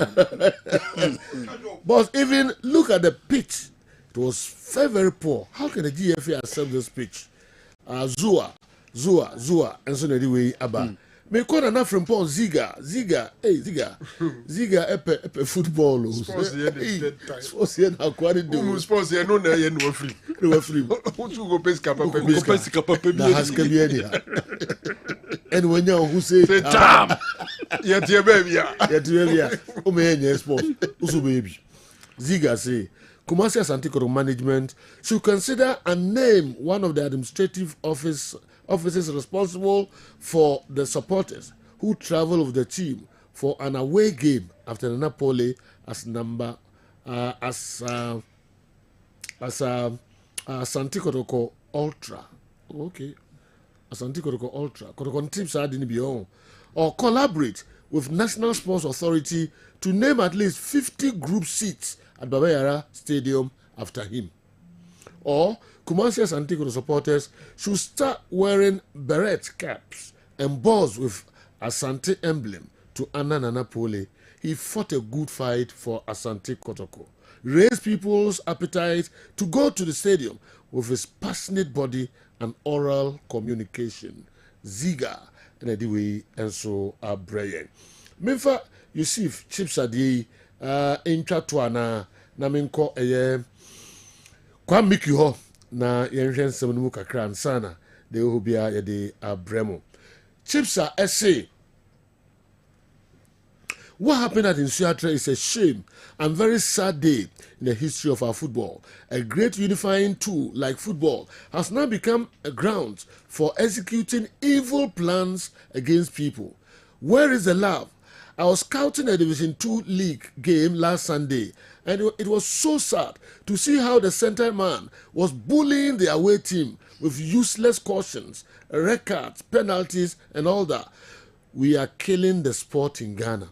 And yes, I mean we all stakeholders, because directly or indirectly, we are involved in every single malpractice in our games. How do you expect any corporate entity to invest their monies as sponsors of the game? We cannot find sponsors for the number one sport of the nation. But again, music and entertainment, billboards, posters are mostly full of sponsors. What is happening to our football? We need to wake up and take certain drastic decisions. Else, and very soon, club owners will give up. Footballers will also give up. And coaches also give up. And there will be no football anymore in Ghana. You see, Chipsa, I don't know. Ubia Bepaba. Football, you be jaibo in Ghana. Yusuf Alhassan Chipsa. Kwame. Honorable Bafo who are general I'm arranging for court. Okay. Yes, that's the latest now. Okay. I'm on the neck of court. Okay. The details about 4 p.m. All right, 4 p.m. you share. Ignatius Bafo. Yes. You share Treman owner. Yeah, she share the neighbor court. Yes. Wow. Yeah. Okay. Yes. All right. That's the whole also. I don't know. Doc, there's a California prepare. Of course. For something near crowd. Something is serious. And Honorable Ignatius Bafo is a big fish. Yes. Big fish. I think he's even been a regional minister before. Yeah. Oh, bravo. Employment minister. Employment minister and cabinet minister. Yeah. And I'm sure it's a big fish, you say, no. And tiny to mention, what can it do? We are we are lightweight. Kwame. Yes, they know. Event basso the day Shannon so on the 14th and na a vows day adichia and the eko gni a SG more and the night of love jumediano basso numre and yeko dido SG more a 15th of February 2025 SG more and a jumedian bokoso artist awamo eba ama dona yeko akudinu ewie peyo kodwantwi kwabena ene akwabua na African child omo ne artist awamo eba womo na ebe performe ama dwumedie no dona yeko akudinu ewie peyo enu nti sobeso bana bedi do ebia bomade kopo ticket unkwa na oba 300 Ghana cedis moye nipa mienu na moba 500 Ghana cedis na mbetua o ticket ubenya bia to ba bibia wo bia ofafo na obetima to ticket de bi eno aso be dial star 447 star 2574 hash star 447 star 2574 hash enu ni short code abe dial wo do ni check Kessben FM obenya ticket de bia to Love FM Sika FM, Lawson FM, Pure FM, and a customer service our day-to-day supermarket our SG Mall. For when it's a Jumedea CB on the 15th and the Ekocharea door, Night of Love our SG Mall. Copy ticket nato 0553 422 830. Obetima Freya, one number way so. Habaso, a creamer, Beman UC. Bema ni obehye masisi na nyama ababesenko kope baso krimi ni bi na yusi na yusi e baso krimi ni bi a enu na betimi aboawo enu na bema ho na bantem na so etwa ene beboa ma enigye na untimi ma oba na nigye no esu betwa ede amamo edo no eye hebaso cream any drugstore chemical shop bi abeko bia no obenye bia to okonu enye bia na wafre number we so 0244 750-510 Diobe ne say obe apply hebaso cream ni bi kitue bi e o penis no ho after 30 minutes no akwa wash o wash wi a na chese bredru sewoni oba no e ba be hie mu so ne oba ne be hie bre ni ji abade a eye hebaso cream FD agiatum. Your number is 0244 750 510. Amalina Children's Haven, Ebia Tom Koranyama, Akola Bia Pebia Tobiano, for Nicha Malina, on Sabeti Makebi. Amalina said day 1 hour wobano, unto Sabofono Benin when you're 18 years a day. Amalina na osoko, no pen and tade, ne pabwa, ne feeding bottle, ne diane, ne tado de bakwaso, do the better fear, ne antadio de beda, Nina no benyabi, ato Amalina, and Nasa diabo friendly bediagro, a bredus also nanti so walk and I hear mano, car seat and I hear mana. Eye Amalina Children's Haven and Aqua. Unsa ebetimi akebe. Ye was fantastic runabout who headed towards a patasia. Sabiano now drew her ubehunye ewo. A jabba jewelry. Jabba jewelry. Now do a jabba jewelry. A honey tongue a JD gold I am. Say white gold and I say yellow gold and a pebiato. For when it's jabba jewelry. Chembi na patu kum, adebi na patu nsa, anase uko mubi, ope wedding ring and a pebi, engagement ring and a pebia, ejaba jewelry, Pempere Second Street, edum, Ashtown and Audua, onsa ebetimi akaye, BOG vinegar, enye dro, fa BOG vinegar ni bi fra wunsio nanom, wodi BOG vinegar ni bi fra wunsio numa, ehona be hunyema, ebeye edema ni pediano. Apart from that, a few three sukosi na se yare be na how yare bi how bi an fako BOG clinic na yentuase emfamao wo diabetes wo pressure wo stroke and na se cholesterol no wo wo bone problem a wona ope wo yekese obeso sote wo peptic ulcer baby ani ho awosoko BOG clinic ye will take quine so the cabin behind a MTN for office no ye ni eja hotel and next in the division mu in crime ye ben and I say West Legon ye ne West Legon pharmacy edition mu takrade ye wo anaji aye ben choice mart ye number 0244 05 0240 512171 0240 512171 and I say 0539 863838 0539 863838. What for number we saw? Ye bejo so January fancy. Okay. And Ignacio Bafo was on the command region for court. Okay. Yes. That's the latest now. No. For ni bini ade making rounds, but I know the intimate can was some here. Later, some for Nino. The Ghana police trust them. They Heart of folk, and so at the statement by Enra and my king Kanye. Abbas waha, but me kwaba, me fa ni what scientific herbal clinic in Kratoka Kra Ababa. Abbas Edikakra abetu eja. Nasi entimi enye in Suatra Traditional Council, diano, and ne onamu Kofi Adams. Let me say, Bobo so young comra. Na me pese be nya time kakra, and so at the Emma viewers and the listeners. All right. Kwamiki amame kama for the first time. You know how many years? 25 years. Okay.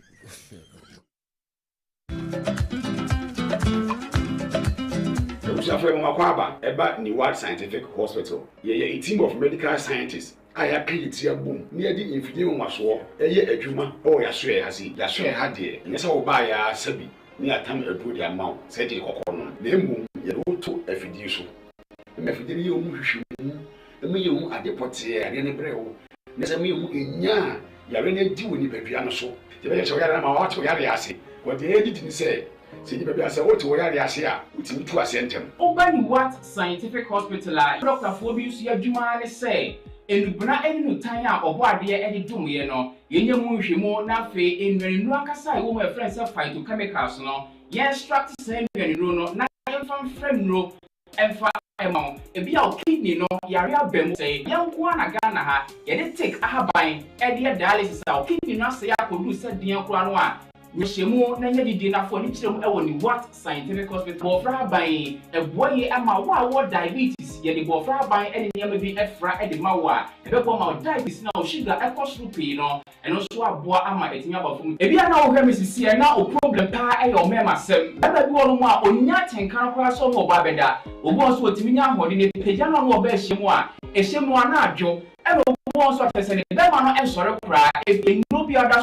so no yo ba na utie me na se e ya wo no problem e bi fibro na kosi a wo no kwan ana wa kwa ya sabia doctor si ensuo be tata on kosi mo ovarian cyst ana se fallopian tube no e na block ye obebu okura wo sebu ensisi so ni nyina timi sinyi se ho kwan be ma bia na ho nsuo e na wo form nkwa no e wo form low sperm count na wo okura be ba be ne ho nsuo mo no na emo no be friend se spermatozoa no ba kokura we nyina e ha esi awo ho kwan a obani what scientific hospital a enfidi ade ehwe wo be da di amia wo se problem bi wo no mo a ne atimi ehu aduro na afi aduane e be kyerɛ mo adi pressure ti amo akoma bo periperi asem kura si ofi atimi mo amane obi so hweme na ne die stroke akawa tompamo ye kwa wo ye ba wo so ntimi o kasa na pampan boni die kyerɛ frɛ no halitosis yade ba ko a ya no wan bi obi opewase obetimi akade a kyerɛ wo a ade be di unya o kasa bia no obi atwene hwene o koda na nyimre o da o jonso antentem ye papa mo mpanifo no e free 40 50 60 years e kwa ni mo no o prostate na ekese prostate enlargement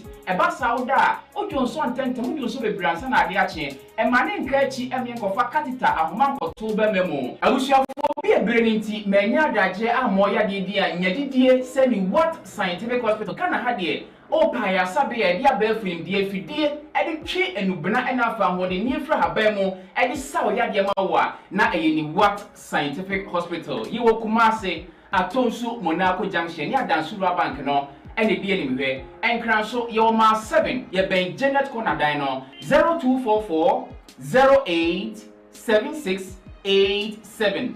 In case you are watching us from any part of the world, whether you are in any African country or you are watching us from Europe, you can contact us +233 244 08 7687 or on Google Map, just type Niwat Scientific Hospital and you'll be given the exact location. Niwat Scientific Hospital, Nyankopanda Rumenti, Wamoto, Ebeba.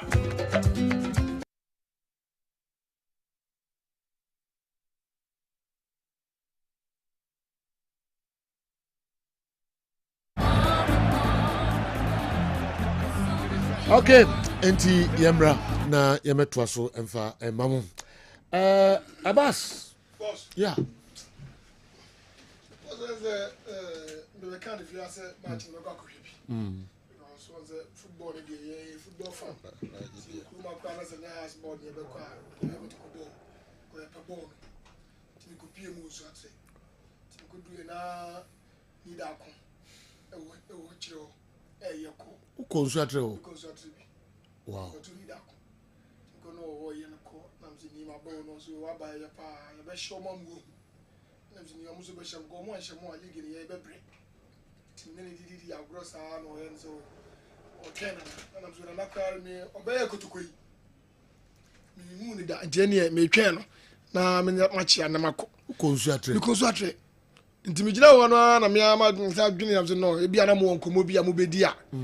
Emwa me dile me ham ti me ko after match no na ye hia na me ko jani ti me wura mu a me ko na pole wo VIP obi no no gra se wa ba ampa na me se amaba be hesi e be hyemo na yenso ye won atoye na jamene ne didi nkomo na me de me twam na me ko tena ase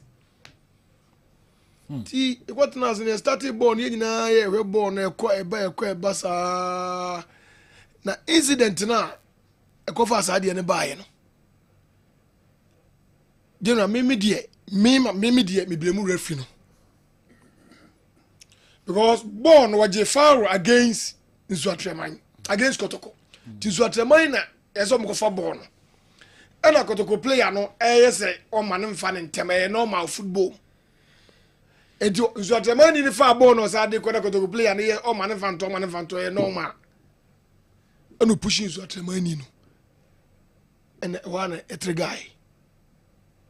Etina mi busa me hu say referee no wodi mirika na wo kɔ no okoso ko pata to ko referee pata to kwa o weapon e ye card do be a pata boss de na de na iko no referee boss ya hwe ball no ade bi o wa anya pata o so wo kwere na ni session botomu a so wo kwere na ni session botomu sei na ba ko hye kira e ka play bia ma ho biem referee weapon ho de ya trao ba se be ya ade bia esie ba esia ni akoy ba bi free we ya de ma asam no de ma manches ba ko sei mission story building. Okay. One Manchester City no. Yeah, 20-50 pesos no. You bet my say story building at 2007. Fini be nhwemu ye. Don't munye. E wasem no. Eti die be kan say yeah born no ye di 37 years. Ma hwe born no a ba bi e kuma ba bi e violence zone bi no amen koda. Men koda. Eti no mi gidi ye say enema bi wa so hwe ni ye. Se de minu ye si ahwe ni nkwan. Che say ya che say obi wa krafie so ko hwe ball aba. Enema e betimi di violence aba ama na koduru sei no. Cinema si ya hwe no. Ni ko hwe no nko a e be ha dwem. Se Adam refra ka di we si da. Because kiki na wo kon referee weapon e card. The play can see why. All right. The best referee say, "Born here, you ready? You can do sense. You have born no 37 years. You was experience. Yeah. Oh, born you nyam kwala obom. So oba e na say shedi bottom. And the yellow card kuta no oba. All right. Ketu twai. The referee no hwe no manager dey here mai. Silas or say SCB or say Joe, good afternoon. If the other clubs are not cowards, yes, they should join Kumasi Asante Kotoko in boycotting the league till justice is served. And then what do you coward say? How to folk? Momeka Kotoko ho. Una wa handi na meka. Yeah, me too. Any other clubs? Yeah, me too. Momeka Kotoko ho. Na mom boycott league no till justice is served. And then say na mom supporters ma dream. And one day, sorry. My beneficiary abobi si unu ebisu nka say sorry no so nka say on sorry nka say sorry so nka say on sorry no so ye nim dize ni yadika kasa asem yi ama regional chairman kra me na hia bona mane say ye kese ye edi etina mum ye nie kese e ho manfa so ne kodu ba bi a ne yada na ketwa edu busa former chairman obi say chairman afre no the regional chairman current team afre mo me no makasa so ye hia ne ye me kese ye no anwie peye. That's it. Eti adia sumdie be ba ye ba obi abehu se mo mo bai omo ye kese no e wo se ye hia ne ye na edu ye etu ye because Ghana league no mimi ntwa brekum take it no obi nkotwa America all right enko America what does it clubs no also meka Kotoko eti ye be sa ade me no mo ya adwene enye se ye meka omo se omo beka bibia che ye nyina be fight for say Ghana football no ye big club ye no e wa ha boycott league no yo just Kotoko so ma boycott no je say FNN na so postpone league no boycott to match so postpone match the 20 ngwa until you ntwa the FNN beka Thursday the more try FA no the try FA Kotoko so mo try FA omo die league no ye say ano me try FA the FA beka no all right FA career eni ye nyina behu de di ye beto nti enu ano na ye mana busu afo hyeden say the sie no e de nya e ba affect wo mo but nipa de we de ne nipa free mu ade say mu nya abotu na o fa mo nyame because we as na nyame na de ma ono aso na agie ti kwala nipa de fa so akọ ne ya na mu asem e do so nti e sha busu afo ne de say nyame sho mo de all right ya be da sipa ena ye Pascal birthday o Park Academy oh yes nti yema Pascal happy birthday Pascal you bon pa yema yes we din papa wow o shira omo ho ba mai na de oye bia no enye nkoso kama pa emfa emao sanso na Baba Abdulrahman Kubaja we are sports journalist and then also birthday you wish also happy birthday Baba Abdulrahman Kubaja happy birthday and we no asuntra kam won sempi e kafa also Capo 41 and then also birthday who UK Capo and then also birthday we wish happy birthday 41 for you know my name and wish happy birthday ya Jamfi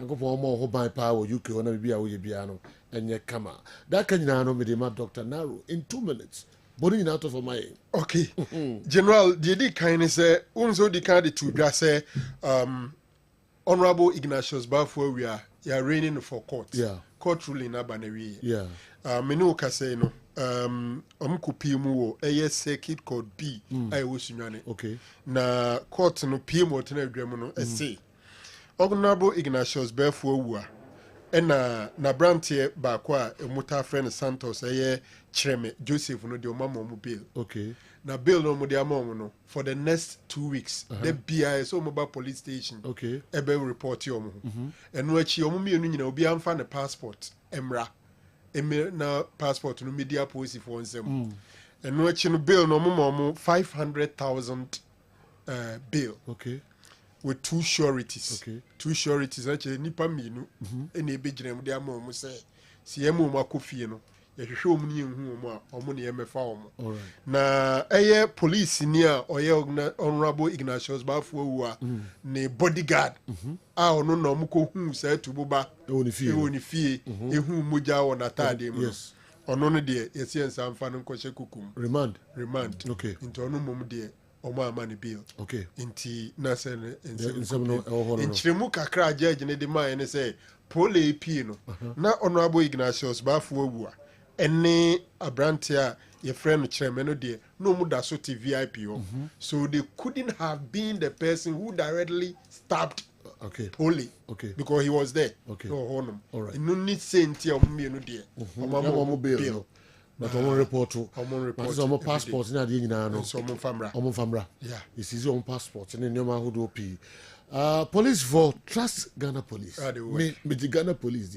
this ɔmo ka so ɔmo nyɛ na yɛmfa yɛwerɛ nyinaa nhyɛ Ghana police sɛ baabi a nokora no da biara no ɔmo de bɛto ama saa de bɔnyɛfoɔ nipa bɔnefoɔ wodini no yɛnsa ɛbɛka ɔmo nyinaa na punishment bi ɛwɔ biara nso yɛde ama ɔmo already pictures bi pp ba sɛ ne ɔkan no yɛntwentwɛn so nneɛma police ne ɔmo adwuma ɔdaroma na nakwasi yɛnnua baako a yɛmfa show yi ni agro for Australia bɛdu Ghana na nakwasi ma memo akɔ aba na menkyia wo soronko sɛneɛ Kotoko ku a wameti ne no ahwea no yɛde bɛsia breaking news ɛba na nso Stuttgart yɛ ɔno ho nsɛm ka paa o kwan biara da baabi a agodie mu nsɛm no Stuttgart bɛboa yie pa Brekum West MP right ɛno minya call sɛ kyerɛ sɛ adɛn na wo nua de bebree a wayɛ mu ntumi nka nkyɛn ba nyabotrɛ yɛwɔ Stuttgart ho nsɛm ka paa His Excellency John Dramani Mahama menim yie paa sɛ aberanteɛ